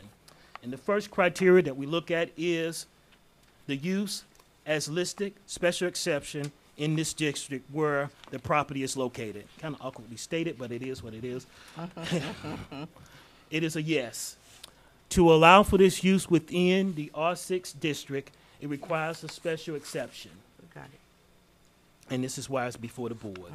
B, is there appropriate provisions for access facilities adequate for the estimated traffic from the public streets and sidewalks so as to assure the public safety and to avoid traffic congestion? Yes. There is a full frontal access to the existing development along Northeast 125th Street. And additionally, The proposed use will generate a total of 134 trips daily and will result in around 11 additional trips in the AM peak hours and 16 trips more in the PM peak hours. See, are there adequate parking areas and off-street truck loading spaces, if applicable, for the anticipated number of occupants, employees, patrons, and other layout parking to conveniently serve the property? Yes, with a caveat. Okay, this property is a non-conforming property in that it has existing 5 parking spaces on there. We do have a provision within the code that when you're redeveloping a property and you have, to your most practical extent, fulfilled the criteria of the code, then what you have is what you have. They have done the best they can based on the circumstances of the site plan, and they are providing 5 parking spaces. Now, to all disclosure here, that is not going to be really adequate for the use that they are planning to employ at the site. Based on the uses that they have there, such as the proposed educational use, and they have an existing residential use at the site, they would need 16 parking spaces. So what do we do in that mindset when you have a deficiency of that capacity? The applicant being progressive and being open-minded about how he wants to serve the public that's going to utilize that has come up with an idea. He has a parcel, let's move to that is indicated here that is to the west of it, that is open, that he owns, that he's going to develop into a parking lot. The code provides a provision within the LDRs to allow for you to have off-site parking that is within 600 feet of your property that can serve you as your parking area. As you can see, this is less than 600 feet from the property that we'll be serving, and it's his, and you're able to do this through a parking agreement. He's going to have a parking agreement that's going to require review by the city that says that he's going to service his property and provide property so it can help that. And I believe when he's going to talk about how he's going to utilize that and service it through other mechanisms so it can help mitigate any kind of conflict with those who are coming to the site at the time. There you have, is there suitable landscaping and fencing for the property? As you can see, the property is located within a residential area. The applicant has proposed robust landscaping. And he has done this not because the code requires it, because the code is an existing site. And what triggers meeting current code requirement is are you increasing your site by 50% or more? He's not adding any more square footage to the site. He's just renovating the site. But in mind, regardless of that, he's going to bring about substantial landscaping to the site. Why? Because he understands that that's going to serve making the community look better. It's going to complement his service that he's providing there, have lush landscaping, so when people come, they can see that it is a beautiful site. E, is the proposed special exception reasonable in terms of logical, efficient, and economical extension of public services facilities such as water and sewer, police and fire, and transportation? Yes, all basic public services such as public water, sewer, police, and fire protection are readily available and currently serve the property, so that the proposed use will have no adverse impact on the public accesses or cost. F, will the proposed special exception constitute an inappropriate use in the area and will not substantially injure, distract from the use or the surrounding properties or from the character of the neighborhood?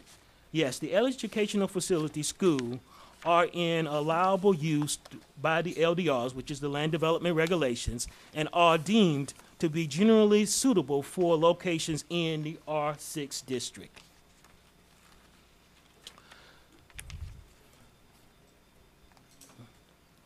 So in conclusion, we recommend approval. We recommend approval of this special exception with a few conditions, and I will read those into the record if I may. 1, that the parking lot for the educational facility site shall be striped and proposed, as proposed.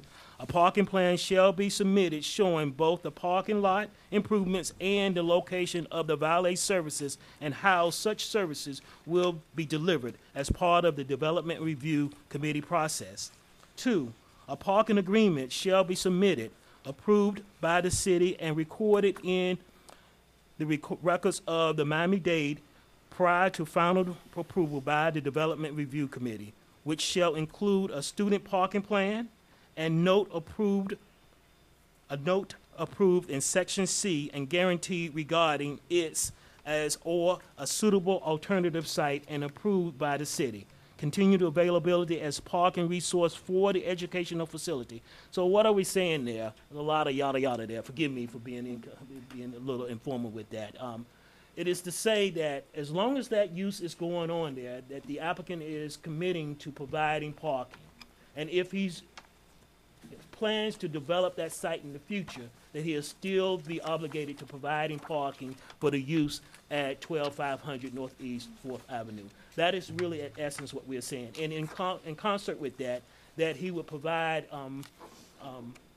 information to the people who will be patroning the site on where the parking is, so they won't have them parking into the residential areas and other flows. They have nowhere to go. 3, the parking lot shall receive a certificate of completion prior to the finalization of the building permit for educational facility site. And 4, a certificate of use be applied within the community planning and development department for the use that he's proposing. Thank you. And the applicant? Hello, my name is Gio Darter. I am the owner of the property at 12500 Northeast 4th Avenue, also the parking space or the vacant lot near the 125 property. I am a longtime resident of North Miami. I actually grew up in this neighborhood. I left in my 20s and I came back about 12 years ago, and I opened up a business, and then I bought this property that was in disrepair. And I am a lover of architecture and history, so it was my purpose to restore the building to its natural use and to present it as a part of history of North Miami. With that said, we also have a foundation that a nonprofit that we established 10 years ago, and our mission is to promote cultural and educational exchange through the medium of our artistic expression. So my purpose when I bought the building was A, to fix it and use it as a rental, and also in the future, this. It's taking us 5 years to get to this point. But again, I'm here now, and so I'm letting you know what it's about. It's about beautifying this neighborhood. It's in the entrance of North Miami into the 125 corridor. I believe in actually the fact that I believe in community. I've been working with this community for the last 4 years, bringing arts and culture to North Miami. This is why it's important for us to have this center here to bring the community to our space. What we did is we first tried to create more space at the center, and actually we have not 5 spaces, we have 7 available at this point. That wasn't enough. So I went and I purchased just recently the lot that was nearby at a great expense due to the fact that we needed to supply more parking. Again, I love architecture, but I also like landscaping. So it's all about beautification. So what we did is we hired a company to come in and to create what will be the future of that. And I believe we have that. I'd like to show it to you, if possible. Do we have the, and I also brought with me tonight, just to know that we really are a foundation and we really are what we mean. I am a longtime resident of North Miami, and I do believe that community is everything. So in this case here, we'll show you that the project is, I just want to show you quickly the USB, if we could just do that quickly, just so they could see the proposed site. Again, it's all about beautification, and really it's about this area, and also applying what is needed, which is the parking space. And even the parking spot will be used as an art space. There'll be art throughout the 125 garden. There'll be a garden art center, and the parking lot will also have structures that will have art as well to tie it into the 125 location. As a matter of fact, we already have on our building, we already have the welcome to North Miami. The sign is in my property. The city of North Miami put it in there. I have welcome to Sunkist Grove. That's all within my property at this point. Are you referring to Sunkist Grove in? It's are you Sunkist, yes, talking it's- about Griffin? Griffin Road, right, Yes, correct. yes, It's okay. got the four Yeah, I know. directions, and it's all in my Oh, okay. property. Okay, the direction right. out. Sunkist Grove's on the other side of the Yeah. city. So. My this- I- apologies. Could you access the PowerPoint, please? Thank you. All right. Hey, I got it. So I believe most of you know this building. It's on 125th Street and 4th Avenue. And I've had it, like I said, for about 5 years, and we started working on at least for the appearance for the entrance. And also, at that point, we did, we restored the two-story, and it's now rented. And we did the same thing with the major building. But what we want is we want an art space that we could do workshops, art workshops, and exhibits with documentary, showing documentary films, and just workshops, simple as that, using that area as a center. I brought with me today, we have on our board Mimi Ferre, who's also with us. She's the head of our arts programs. We worked with the MoCA here many times. We worked at Little Haiti Cultural Center many times over. We've brought international acts to Miami, and we'd like to bring them to North Miami. And we love the fact that Griffin Park, the amphitheater, is about to start their, or that's, I believe, in There's a new design that's gone forth about a possible new Griffin Center at Griffin Park. Yes. That'd be wonderful. So that would be an area, again, we want to bring artists to that neighborhood. And so, again, that would just be something that we could echo as well. So that's just you see, that's the property there. That's the future site with the landscape. I have actually the landscape designer with us, and the architect didn't show tonight, but we're here.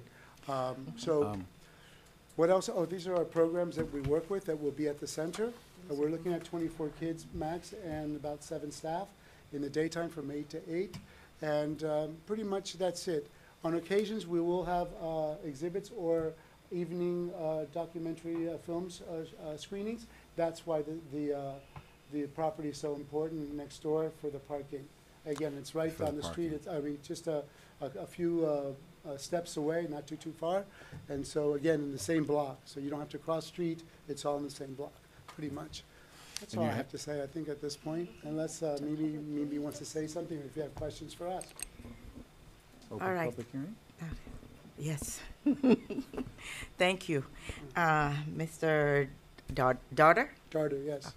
We'll open public hearing. For anyone for or against the item, please come forward and state your case. Name and address?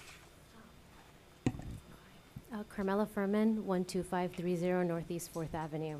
So I'm a couple homes away from where the location is. If it was a different location, I think I would be totally supportive of it. I'm all for what you're doing, the arts, the workshops, like I'm big into that. My fiance is big into that. That's kind of what we want to see in North Miami. My concern is the safety of that area. I mean, I don't make a left. I don't go east when I come out of 4th Ave. Like, I don't come right out of my street and make a left. Like, it is between the people coming from coming north and then people going on 125th east to west. It's a dangerous little intersection. Like, I don't cross the street there. I don't even walk up that street. Like, I walk my dog and I walk him around all the way up to the other end where the Griffin Park sign is, which I think is, is that Northeast 3rd, right? And I'll walk back. So that's my only concern is the safety of that location. Otherwise, I love the idea. The parking probably also would be an issue, I would think, if people might miss it. I mean, that means then signage has to kind of go up. I don't know what that's going to look like. And the landscaping part, there's also a lot of trash that piles up there. People just toss things, or the garbage trucks, just things fly out. So that upkeep would be necessary, I think, for that, especially if we're going to have really nice landscaping. Things are just going to get trapped in there because, again, I've picked up quite a bit of trash out of those bushes in my street. So that's really all I have to say. Is really my concern is the safety of anyone driving in or out or trying to cross into it from the double yellow, which I do see people in the buildings that are on that street kind of cross over out of their parking buildings and make that left or make a right, which is dangerous, seeing people come in speeding from Griffin. So that's really, I don't know how much time I have left, but that's really all I have to add to that is the safety concern. All right. Thank you. Thank you. Anyone else?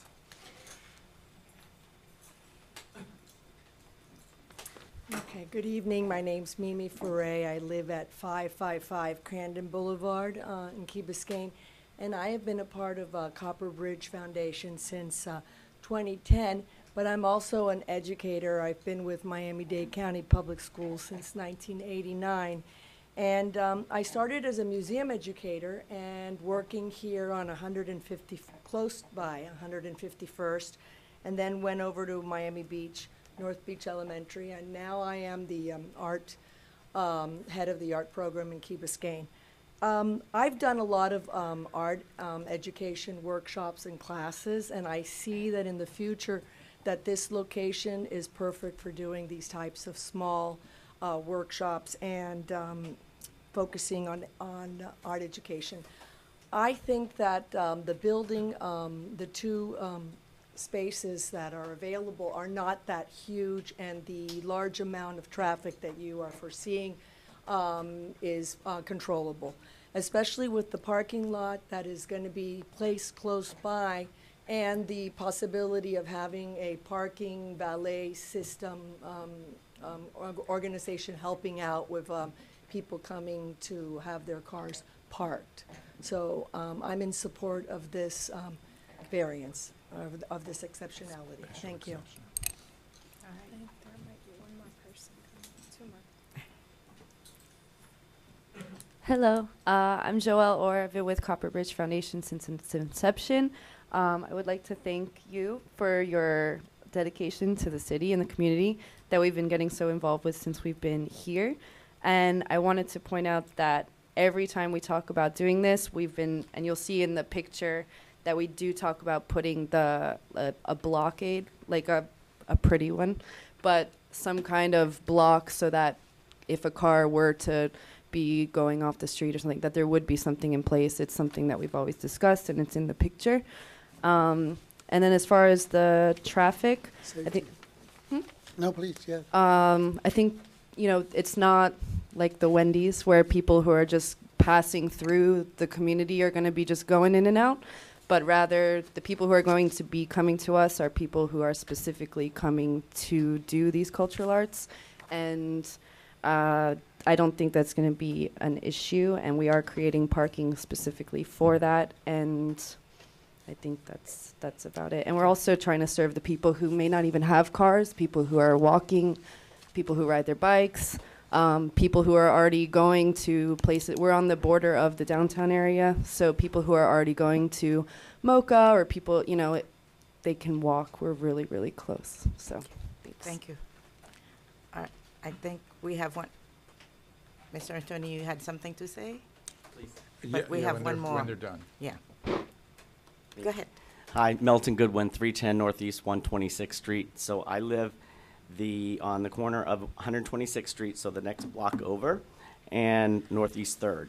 I love what you guys have done with the buildings. I didn't like the fact that it went kind of unmanaged, I guess, for a while.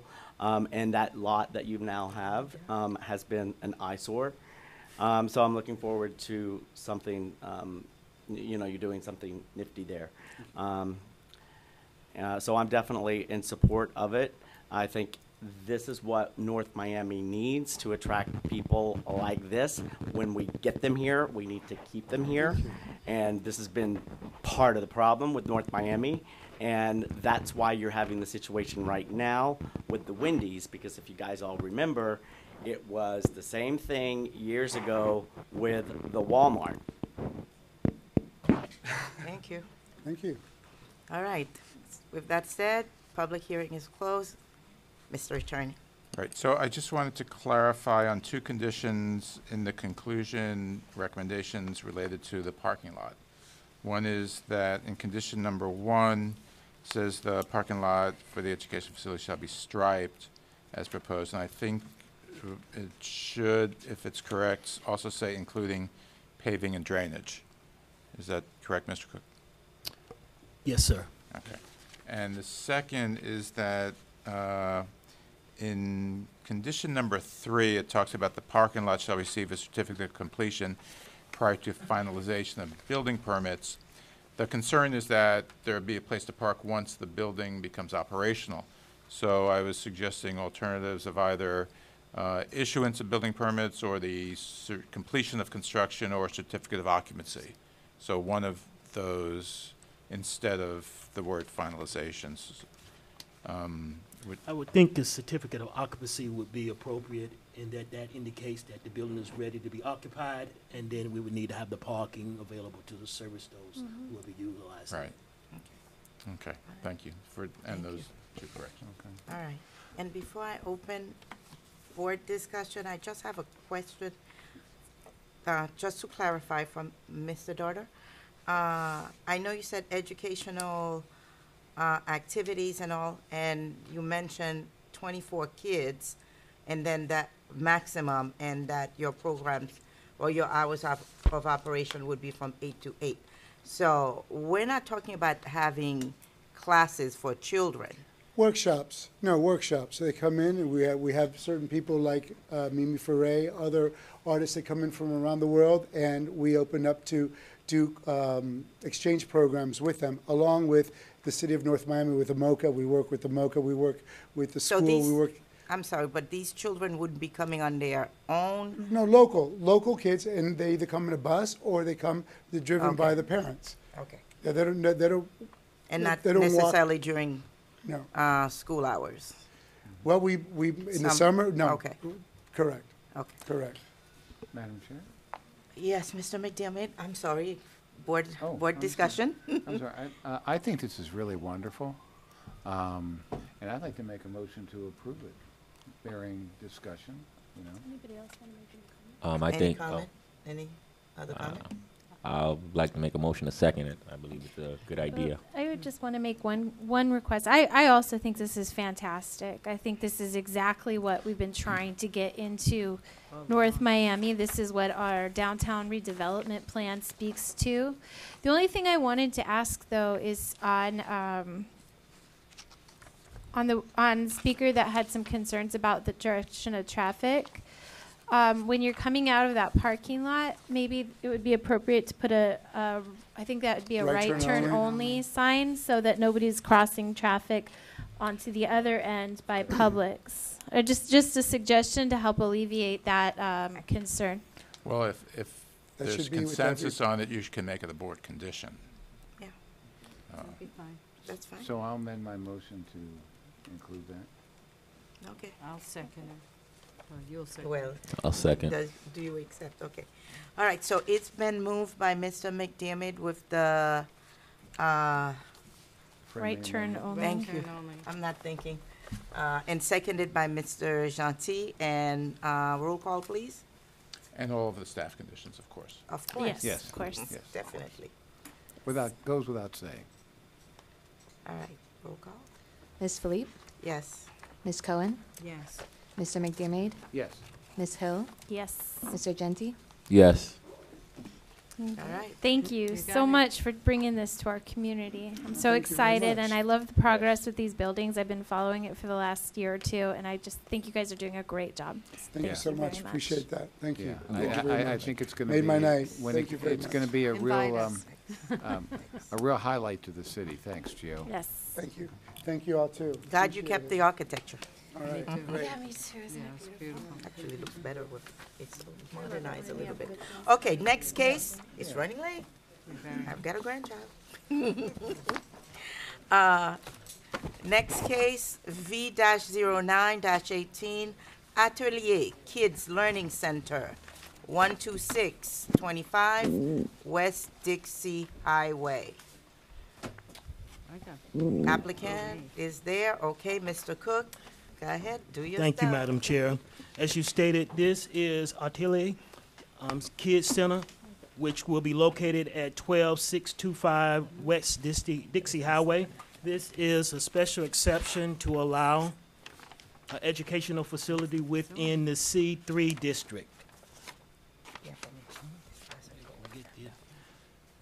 May I have the PowerPoint, please? Ready. Thank you.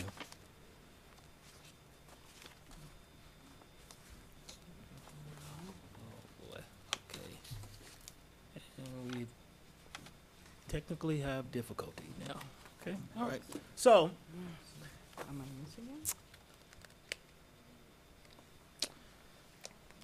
the property is approximately 14,000 square feet.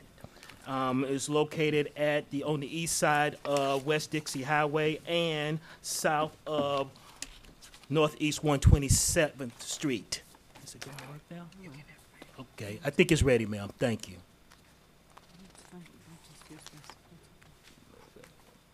Yes, okay. As you can see, here you already have the property in yellow. In red is the indication of adjacent site that they're going to combine to utilize as parking for the facility. As it's stated is you have a building of approximately 3,500 square feet in structure. You have obtained the north portion, as I stated, of the vacant property for parking, and then they will add and enclose playground area to service the children that they will be working with. And they are looking to work with an age group from 18 months to 5 years of age.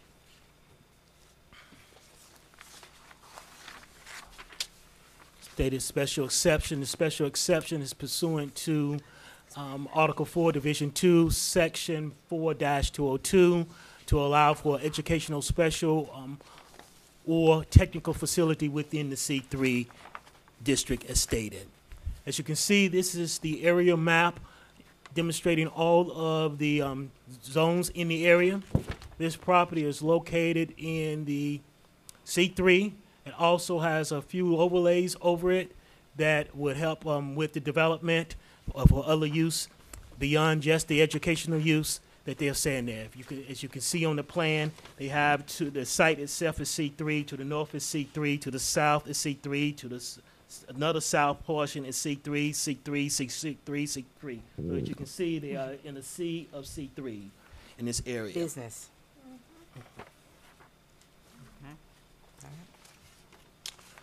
So as in the other situations dealing with the special exception, we have the specific criteria that we look at when we're reviewing the project.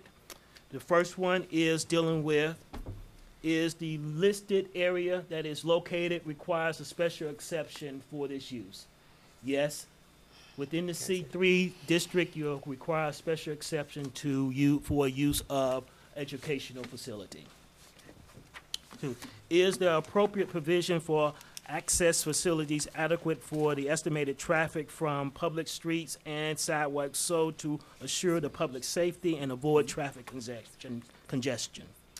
Yes. The proposed use is an educational facility, child learning center. The proposed site indicates the preliminary ingress and ingress, if I can talk just a little bit, ingress and egress from the property. They're doing a one-way off of West Dixie allow for the staging of drop-off and the exiting of the students into the building and other patrons who will be utilizing the facility. Are there adequate parking area and off-street truck loading spaces for the anticipated number of occupants, employees, patrons, and layouts for the parking is convenient and conducive to safe operation. As I alluded before, because of the design of the building and how they're going to orient it, more specifically, yes, pursuant to Article 5, Division 14, 5-1402, the educational facility requires a minimum of 1 parking space for every 200 square feet. You have a 3,500, almost a 3,600 square foot building at 200 feet as parking for every 200 square feet of area. You would need 17 parking spaces. The applicant is providing that on site, along with the circulation to help mitigate any kind of conflicts within to the right of way. In addition to that, we did some caveats to that, if you can see, as in A, that the parking spaces be delineated with 4-inch yellow or white stripes, that the traffic control signs and pavement markings be used as necessary to ensure safe vehicle traffic operation, signs and to comply with the manual of uniform traffic control devices for the Federal Highway Federation Administration is be employed at the site, and that whenever feasible, curb cuts, wheel stops, barriers be installed to protect the landscape, pedestrian areas, and the building from any property damage. Is there suitable landscaping or fencing along the lot? The applicant is proposing landscaping for the site. Again, just like the other property that we just discussed, the Cooper Bridge, they are not increasing the actual size of the building, but so they wouldn't be required to come up to the LDR's landscape requirement, but they are doing that anyway. And you know, as we discussed in the other project and just with this project, you know, landscape enhance your building. Doing proper landscaping is going to make it good and softens the impact on it, and it helps with the communication with the pedestrian realm with good landscaping, and they are employing that. And is there proposed special exception reasonable in terms of the logistic, efficient, and economic extension of the public services, such as the water and sewer and things to that effect? Yes, all basic public services such as water, sewer, police, and fire protection are readily available and provided to the property and meets applicable service levels standards. Will the proposed special exception constitute an appropriate use in the area? Now, this is a little caveat because this is a commercial area. Generally, we don't look at, generally in this, and even ironically, I would think to some extent, having an educational use within a commercial area. But it is permitted by special exception. And in that mindset, the special exception in of itself lends a case-by-case study for you, the board, to assess if this is appropriate. And in that mindset, we believe this use is appropriate based on whatever assessment that you find appropriate based on, you know, based on the use. We think what they are employing would be adequate for that area and would not be intrusive to what is going on around it right now. You have adequate parking. You have a public parking area which is to the northeast of it that people could also utilize if they needed additional parking. So in conclusion, we are recommending approval. We have several conditions that we have would like to have addressed, and I will read those into the record if I may. That a drop-off and pick-up area shall be delineated in the rear of the property for orderly and safe drop-off and pick-up of the students. That assistance be provided to help the students exit and enter motor vehicles. As described above, the traffic control signs and pavement markings be used as necessary to ensure safe vehicular traffic operation, and said signs be complied with the Manual of Uniform Traffic Control Devices, Federal Highway Administration, United States Department of Transportation from 1978, as adopted by the State Department and for the Department of Transportation as revised. That whenever feasible, curbs, wheel stops, pavement markings, and bollards shall be installed to protect preliminarily the pedestrian area, landscape areas, building, and property lines. That the use comply with all applicable requirements of the Department of Education, the Miami-Dade Public School, and the Miami Fire Rescue Department, and all other county and state agencies. I would strike that a Miami-Dade Public School. This is a private entity, so they really wouldn't fall under that criteria. SDCF. That prior to the Development Review Committee approval or issuance of any building permit, that the applicant provide a landscape plan that complies with the LDRs, Section 5-1201, prepared by a registered landscape architect and registered Florida architect or a Florida architect. That a certificate of use from the Community Development and Planning Department be issued upon compliance with all terms and conditions of approval, the same subject to cancellation upon violation of any of the conditions herein. And if I may, Madam Chair, as a caveat, because something hadn't been discussed in their proposal is related to the number of students that they will have at the site, and that is important because you have certain criteria you need to meet based on the number of students there, especially dealing with at their school age that they're talking about, which is day, nursery, kindergarten, and preschool, after-school care. You need a minimum of 45 square feet per child, half that. So let's say you had 50 students, then you need 45 square feet for the playground area. Right. 35 Right. square feet inside, 45 outside for half. And they need to delineate for the interior, as you are stating, Madam Chair, 35 square feet per child at the site. So they would need to establish that they are able to meet What their that. capacity goals. Yes. Okay. And that condition needs to be met. Madam Chair? Yes, So, sir. Mr. Cook, are you adding those to? Yes, as sir. I'm adding to conditions? condition number 8. 8. Okay, so can you state it the way you would want it read? Madam Chair, the condition number 8 is related to school capacity. The applicant needs to clearly indicate the number of students that they will have at the property, and they need to coincide with the requirements as stated on record. Pursuant to playground area, they would need a minimum of 45 square feet for half of the students to be at any time, and they would need to have 35 square feet for each student interior for use. So you don't want to set a maximum, like, maximum number of students permitted at this facility are X? So, well, we'll need a breakdown on it, because the breakdown is the floor area excluding office, bathrooms, and things to that effect. If they had a kitchen area, that would be Kitchen, excluded hallway. also. And I'm not sure of that. right And off that's the top of DCF. Can you set that at the time of DRC? At the time of DRC, we need to know that information, yes. Okay. So if I can ask you a question about number 6. So will there definitely be DRC approval or review as part Yes, of it this? is going to DRC. Because you have the landscape plan is prior to DRC approval or issuance of building permit. It's going to either say whichever comes first or remove issuance of building permit and require it prior to DRC approval. It's sort of like they can come to you, if they don't bring it at time of DRC review, they say, oh, we'll do it before building permit, because that's what the condition reads. It does. I'm thinking. I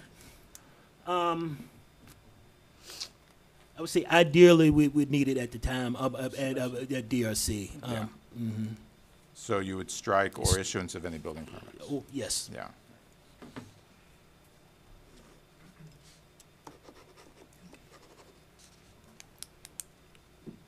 That's my presentation, Madam Chair. All right, Thank you. Thank you. And I see Mr. Burns is up. Are you representing the Yes. applicant? And the owners are also here. But for the record, Kevin Burns, 2065 Alamanda Drive, North Miami, Florida, 33181. On behalf of 126 LLC that owns the property and the applicant for this development. There's a bigger picture here, and I got to go into exactly what's going on. I just want to make sure that, does he have I the was sitting here thinking the same thing. power to Yes. So I talk guess the for first them question is, and- are you an attorney? No. And Are in you what a capacity are you representing the applicant? I'm registered as the consultant and agent with the city, representing the property owners, 126 LLC, and also with the applicants that are here to speak on their behalf, and I am registered with the city. You mean registered as a lobbyist? Yes. Okay. Sure. Okay. Good evening, board members. Welcome, friendly face on the board, experienced board member there. The bigger picture is, if you're not familiar where this property is, it's the Miami Way Theater, the vacant lot. There's their building that we're speaking about is the old Watson Restaurant and the adjacent parking lot. It's 4 parcels of land all assembled together. As you all know that have been here for a while, it's been vacant and closed up for nearly 20 years. Some local people owned it, never did anything with it. Previously this year, a local North Miami resident and also a local North Miami business owner purchased the complete property to redevelop it. Instead of tearing down the old Miami Way Theater and tearing down the old restaurant, we looked to see what was the best use for it. We've made a commitment to restore the old Miami Way Theater and to restore the building that the applicants want to go in. There's a lot of stuff going on with this property because it is such a highly visible property. Everybody wants to know what it's going to be. And there's lots of things that are being said that's happening. One of the things that may happen go in there is that in the theater part, was O Cinema may move from Wynwood to this facility. As of today, though, O Cinema has no contract or contracts to lease or purchase the theater or this complete property. There is an item coming before the council and the CRA board to turn it into a special events facility hosting numerous events year-round. And that seems to be one of the most popular items out there because we've had calls from all over the country for people wanting to lease a space. Where in North Miami could you hold a function to host 100 people that's affordable? Where could you hold a mini concert? Where could you hold a seminar? So having that facility next door, what would be compatible in the smaller building next door that wouldn't create a conflict? And we kept debating what would be great for the street, but also great and synergy for the primary use of the Miami Way Theater, which will primarily be at nighttime. So we were looking for a low intensity use. We didn't want a restaurant. We didn't want a microbrewery. We didn't want a bar. We didn't want all these other things that are permitted. So we came across the leasees who operate a school for since 2011 at another location, and they were looking to relocate here to the North Miami area. And we think it is a perfect fit for the type of learning center that they have and for the quality education that they're going to have. Plus, it fits with the downtown redevelopment. It fits with everything that North Miami is trying to do. There's going to be some life on the street in the daytime, and there's going to be life in that facility at nighttime. And so it's a good synergy there. The CRA has already given money for the restoration of the outside of this building. The CRA has already given money for the outside of the restoration of the Miami Way Theater just for the outside. And that addresses the exterior of the buildings, it addresses the parking lot, and some other things. So the applicants, I'll jump into the number of students. That is determined correctly by DHS. What was it? DCF. They determine the number of students based on the square footage and so forth. It's not within our control. So that will be determined by that agency. We have a really great plan for drop-off. We exceed the required parking space on site.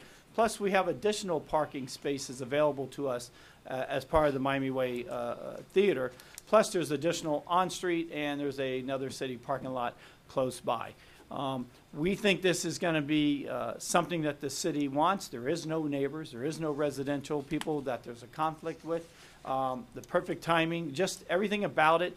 It's an experienced operator who brings years of experience to this area, and I think it's a very compatible for the vision that we're looking for in the downtown West Dixie corridor of North Miami, and it's compatible with what is going to happen at the Miami Way Theater in the future. Any questions or concerns that you may have, be happy to answer. The owners are going to spend a small fortune on the interior to bring it up to date. Again, the building has been closed for nearly 20 years.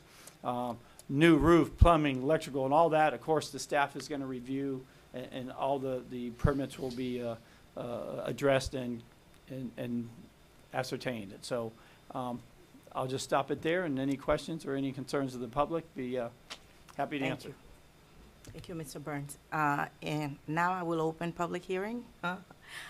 Anyone for or against this particular item? Not very. Don't encourage her, Kevin. She'll come up there. Okay, with that said, we'll close public hearing. Board discussion. I like the project. I don't see any problem with it. I'm excited to see something happening with that beautiful building. I'm so excited to hear about the Miami Theater. So unless anybody had a discussion, I Yeah, so you're going to open up. I have a couple of questions. Question. Yeah. You talk about events facility.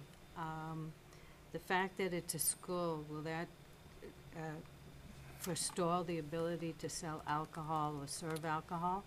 First question that came up when the idea. No, because the Miami Way Theater does not serve alcohol. A caterer will have a special event license that goes with each production company that rents the facility and caters. That was one of the first questions that we asked, and there is no conflict, and the city assured us of that. Plus, we looked at all the ordinances. And the events would be at night when the kids are. Majority of home. events would be at night if they did it. And also, if O Cinema should purchase the property and move their cinema from Wynwood there, they are very glad to have a tenant in the daytime contributing to the mortgage payment, you might say, and it's compatible for what they do. So it's going to be a school during the day and an event thing at night? Learning Center, yeah. No, it's two separate buildings. Two separate buildings. The theater is going to be renovated into an event planning or event space, but this will be a full-time, day-to-day. One more question. Right, Monday through Friday from the morning until. And where's the afternoon. playground going to be? The playground. Towards the west end that I said. It's the. As of right now, on the way the plans are submitted now, is parked partly in the rear and also on the northeast corner of the property, adjacent to the building, attached to the building, so that the teachers can see out into the playground, and there's access out to the playground through the building. Okay. If one of these event facilities or O Cinema goes in, will they not need that extra space that they're going to put their playground in for parking? It's a separate whatever Well, goes into the Miami Way Theater. The city recently had passed an ordinance, and then it got confusing, where if there is a public parking lot within a certain number of feet of your building, you do not necessarily have to meet the parking requirement. Okay. And that's not just a factor here, it's a factor in all of downtown, and a problem with the redevelopment. Well, is there one? And so there's plenty of parking for this entity on their property that they control. What happens with the theater is something that they're going to work with the CRA, and the city is addressing the whole downtown area all over again. Over there. Okay. And Mr. Burns, the owners, the owners for the atelier, are they here? Oh, absolutely. You guys? Okay. I just have a question, and knowing that you cannot, if you could come to the podium, name and address, and then I have my questions for you. Your name and address for the record, yes. Mariana Gallardo, 465 Northeast 112th Street, Miami. All right. I know that at this point you cannot know what is, in terms of your capacity, what DCF will do. And I'm asking that to try to protect you. And I'm sorry, you represent the owners of the building or the property, but we've had too many applicants come in for this type of projects, and they cannot move forward because, you know, the number of kids that they are allowed just doesn't make for them to break even in terms of, you know, making a profit or what have you. At some point, I know the renovations are not you, it's the owners of the property that's gonna make it. But once that is done, and I can't tell you how to do your business, but at some point, if you can get in touch with DCF so they can at least, you know, but I wanted to ask, how many kids would you like to have? Because I know if you're opening up a business, you have some idea of, you know, what the capacity should be for you to make a profit out of this, based on, you know, what you're going to pay for your lease and the expenses for your teachers, yada, yada, yada. Mhm. So you have an idea of how many kids you would like to have. I think it's gonna be around 80. 80. And if you can't get 80, would you still move forward with the building? Yes. Okay. Just want you to be aware. Okay. Real quick, what is the duration of the lease? It's 10 years.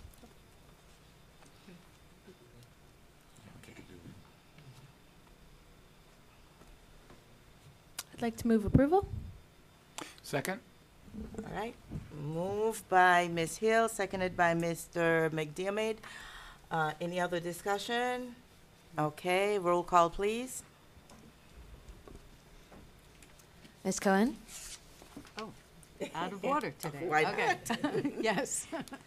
Mr. McDermott? Yes. Ms. Hill? Yes. Ms. Genty? I mean, Mr. Genty. Yes. Forgive her. Ms. Philippe? Yes. Passed 5-0. Thank you very much, and this is the start to the redevelopment of that whole parcel of land. Thank you. Kevin, did you guys say 20 years? 10. Just about. Philip Michael Thomas had it in Oh, over there, yeah. 1980, 1981. And he had it open for 2 years, and then it was, you know, vacated, closed down. The previous owners bought it in 2005 with the dream of redeveloping it through the help of the CRA, but didn't quite happen. And then they recently sold it last year, and again, a local person has it. And a lot of people looked at that property, wanted to make churches out of it, do a lot of other things. We just thought this was but most you know what? compatible. That garage is a deterrent, so when are we getting up? That's another story. But let's move on to the next case. Thank you. Thank you. Which is V-10-18 Fountainhead Desertland. 1890 Northeast 146. Yeah, the car people. I don't know. Right. Ninja. Okay. Ninja Cafe. Yeah. I was The Ninja Cafe. Oh, okay. So they need. So thank you, Madam Chair. Thank you. So I'm gonna take this very slow. Take I'm it trying very to rush not through too other slow. Not too slow. because Not this too is slow. I rushed through a few of them trying to get us to this point. So no, this, we have that. Yeah.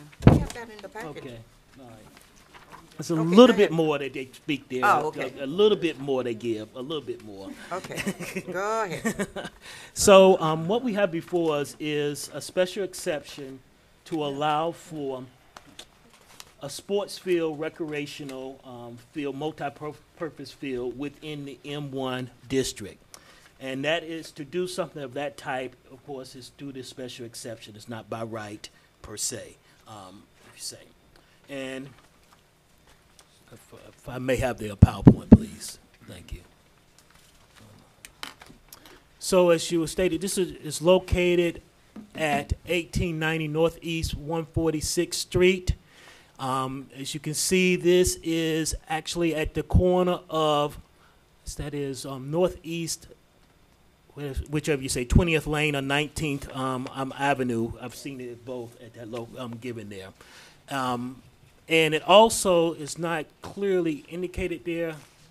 The point of this part of this parcel also is supposed to be a part of it where they're planning to have parking at that location.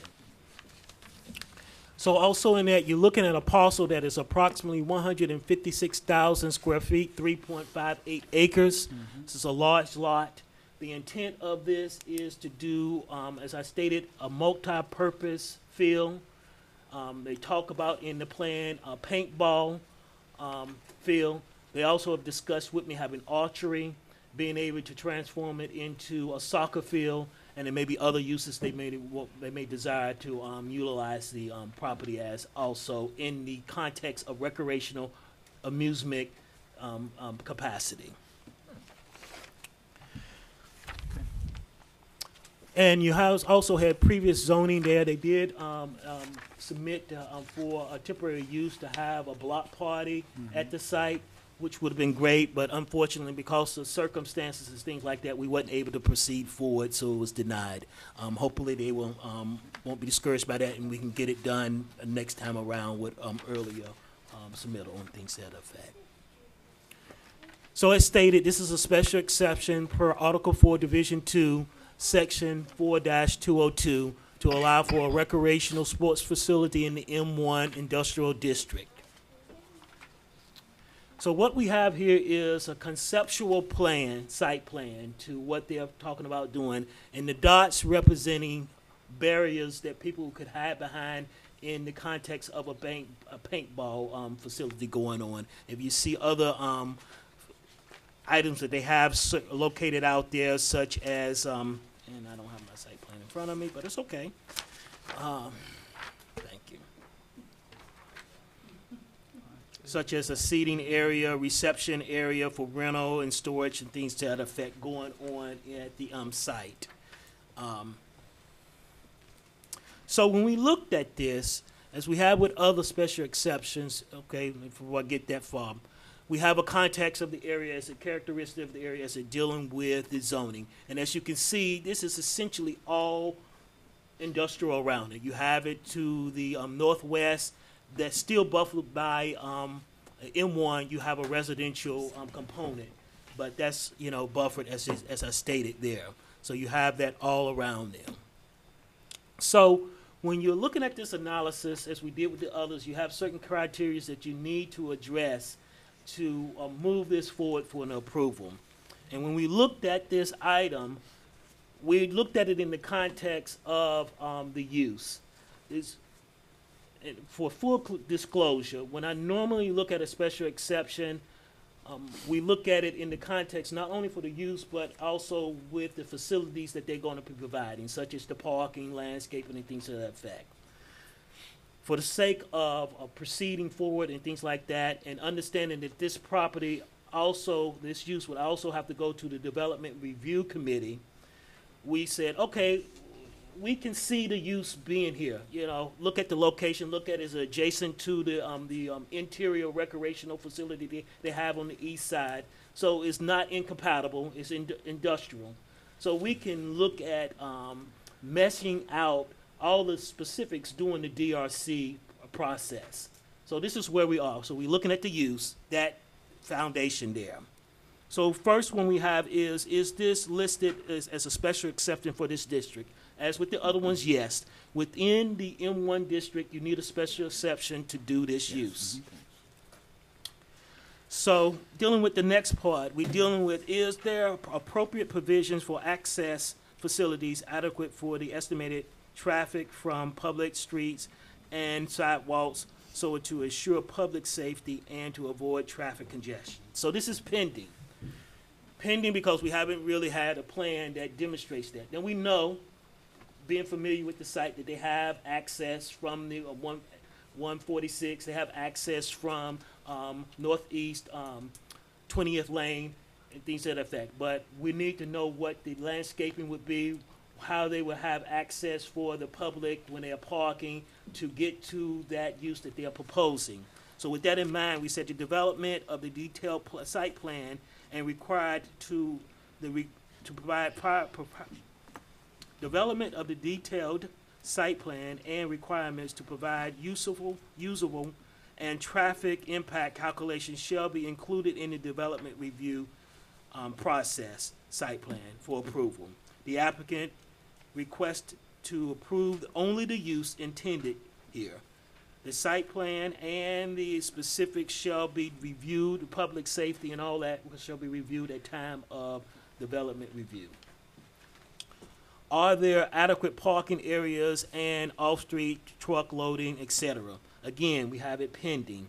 As stated above, a detailed site plan including provision for parking is not considered as part of this request for special exception approval. However, the applicant has expressed the inclusion of a second parcel, which I indicated earlier, which is immediately south of it, of the main parcel, adjacent to the subject property, where public parking spaces may be provided as part of the overall facility development. Be advised that the site area square footage and folio information for the aforementioned second parcel of land is not included within the information listed on pages of this project. But that's stuff they will need to provide when it comes to the Development Review Committee. Additionally, furthermore, in order to ensure the safe and efficient traffic operations within the parking area of the development, city staff has recommended the following parts for the DRC site plan approval.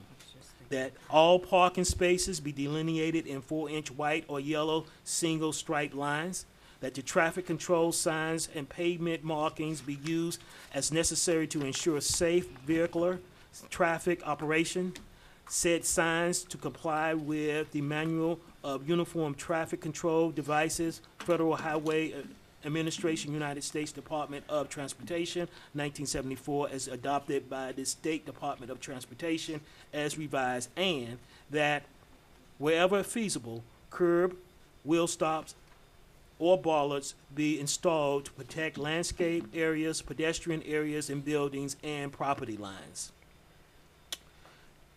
Is there suitable landscaping for fencing alongside the rear of the lot in adjacent residential? Well, we don't have residential, so we don't really have to deal with dissimilar uses in this area. But even with that in mind, we're still pending the above details as said before site plan. We need to have a site plan which showing a landscape plan that is going to be provided by a registered landscape architect or a registered architect that needs to be reviewed and approved by the Development Review Committee. And I say that it's in this context. You look at the use that they have there, they're going to be developing a new site, so you need to have boundaries around the site. Coupled with that, you would need to have protections with the projectiles that they are using to do that, so they don't need to install certain provisions there to prevent any liability there. All that needs to be hashed out with the applicant at time of development review. Will the proposed special exception constitute an appropriate use for the area and not substantially injure that? As I said before, I would say it wouldn't. If you look at the context of the area, I believe all of you are familiar with the site, that this use would not be a detract from the area at all. It would be appropriate, especially dealing with, as I said earlier, with the use that you have immediately to the east that is owned by the owner himself. So it would be a complementary use to the area. So yes, the outdoor recreational use is good for that area, and we support that. And there are no code violations out there at this time. The applicant has been working diligently to resolve any problems with the existing site at the on the east side that they may have been having with building permit and stuff like that. They've been actively working with the city to resolve all of those problems and really become even more so excellent part of this community in providing services for recreation and jobs to the community. So that said, we are recommending approval of the project, but it is a robust conditions that we have here. Do I need to go through all of these? Can I just say as stated in the plan that these conditions be met? Okay. Thank you. Thank you. Good evening. Hi. My name is Michael Pizzi, and I'm an attorney, and my law office is 6625 Miami Lakes Drive. And I'm here on behalf of Desert Land and Michael Desert and the Desert family. And it's just an honor and privilege to be here, and thank you for your service. I'll be brief. Also here is one of the owners of Desert Land, Malcolm Livingston, and the operator and general person who's going to manage this beautiful facility, Katari Cotton, who's well known to the city. I mean, essentially, this is the way that the Desert family is trying to get back to the community. You have a developer who's taking a piece of land that under the M1 industrial and under the comprehensive master plan is zoned for heavy industrial. So you have a piece of land, if you look at page 3 of your report, the uses that are permitted here to the Desert family, major developers, are, number 1, on page 3, light and heavy industrial usages. Instead of doing light and heavy industrial usages, instead of doing heavy industry, and instead of doing an office building, the Desert family is proposing an outdoor recreational facility right next to the Ninja Cafe, where you have video arcades and a gym and stuff like that. So the kids can do paintball and archery and maybe kick a ball around on the soccer field. I would respectfully suggest, if you have an open lot of land, that's zoned heavy industrial, owned by a developer who has the resources to develop, it heavy industrial, and come here and say, I want to build a factory, some heavy industry thing, or I want to build an office building, and he's saying, you know what? This is right next door to the Ninja Cafe, where the kids are going on trampolines, and they're going to gym, and they're doing martial arts, and they're doing ballet, and the kids go to the Ninja Lounge, and they're playing and having a good time. I'm going to take this lot of land that's zone industrial, and I'm going to leave it wide open. I'm not going to develop it industrial. I want to put an outdoor recreational facility so kids and the families in your community can stay in the community, and they could come from school, they could come from daycare, they could come from the Ninja Cafe, from ballet and martial arts, and they could do paintball and archery and maybe kick a ball around and do wonderful recreational usages. Now at the DRC level, at the development review level, our architect is developing a more detailed site plan addressing the landscaping and the parking and all of those issues. So we have a Joe Dobos in Fort Lauderdale. He's an architect, and he's been retained, and at the DRC level, he'll be submitting a site plan, which will be available to deal with any, on a minute level, deal with some of the specifics that the staff has asked him to deal with.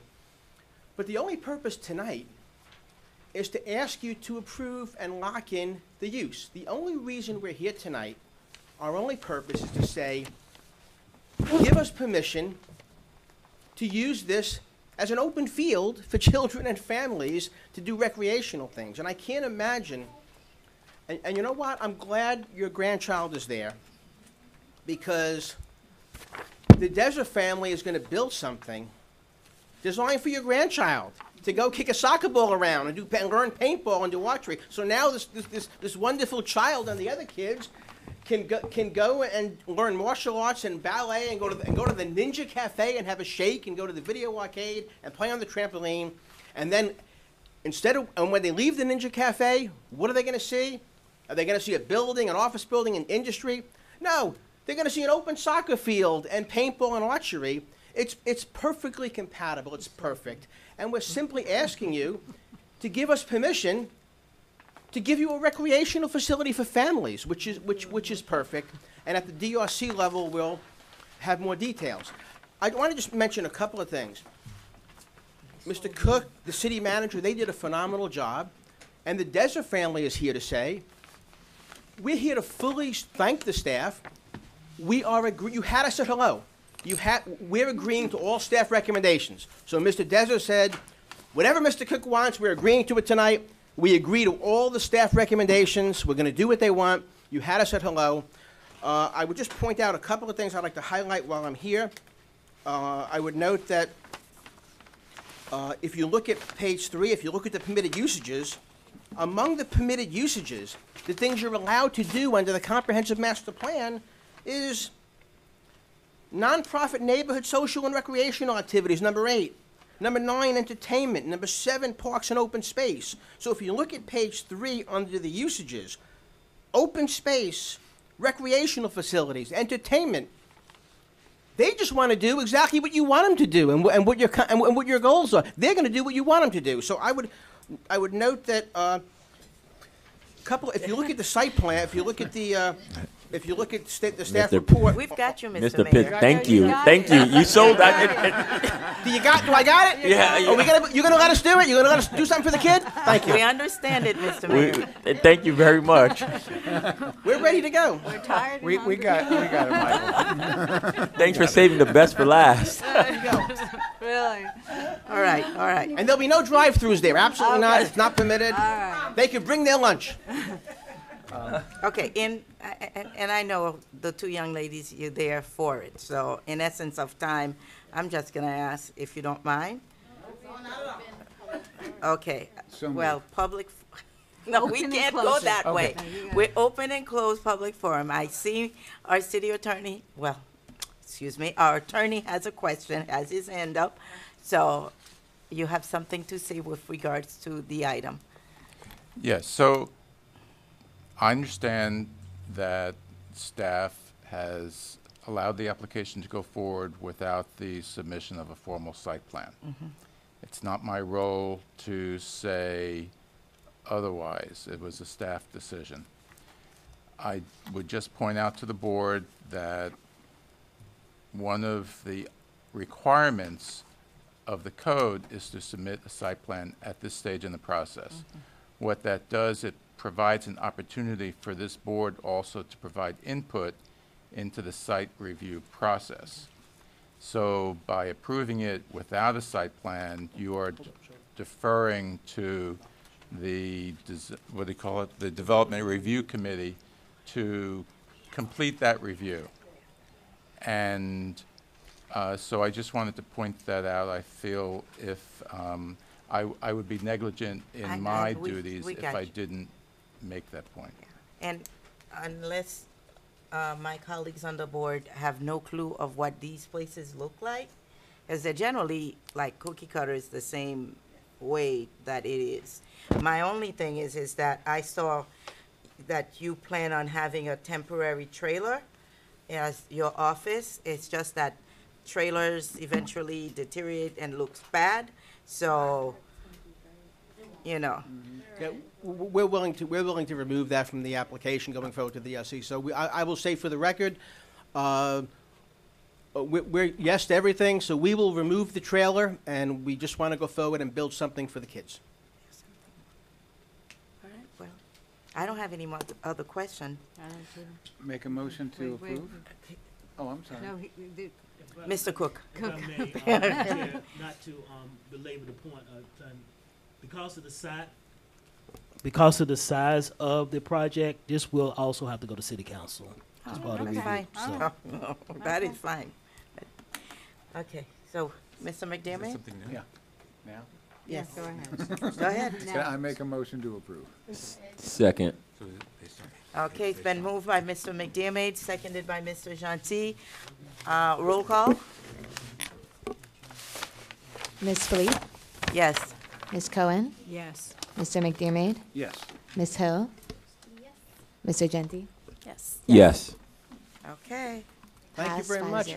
Thank you. God bless you. Thank It's good to see you you. again, sir. How you doing? It's been a while. Be taking my money. Yes, you, We both you got a little had more us gray at hair. hello as well. God bless. Have a wonderful evening. Thank you. Thank you. Okay. It's nice to old- put a old- face to his bye-bye. name. I see his name around. Old business? Bye. Hi, thank you very much. Old right. business? New business? Okay, well. Motion to adjourn. Merry Christmas. Move to Happy adjourn. Hanukkah. Happy to Kwanzaa. Okay, all of it. Happy holidays. Okay, we're adjourned. All in favor? Aye. All right. Okay. Okay, been great.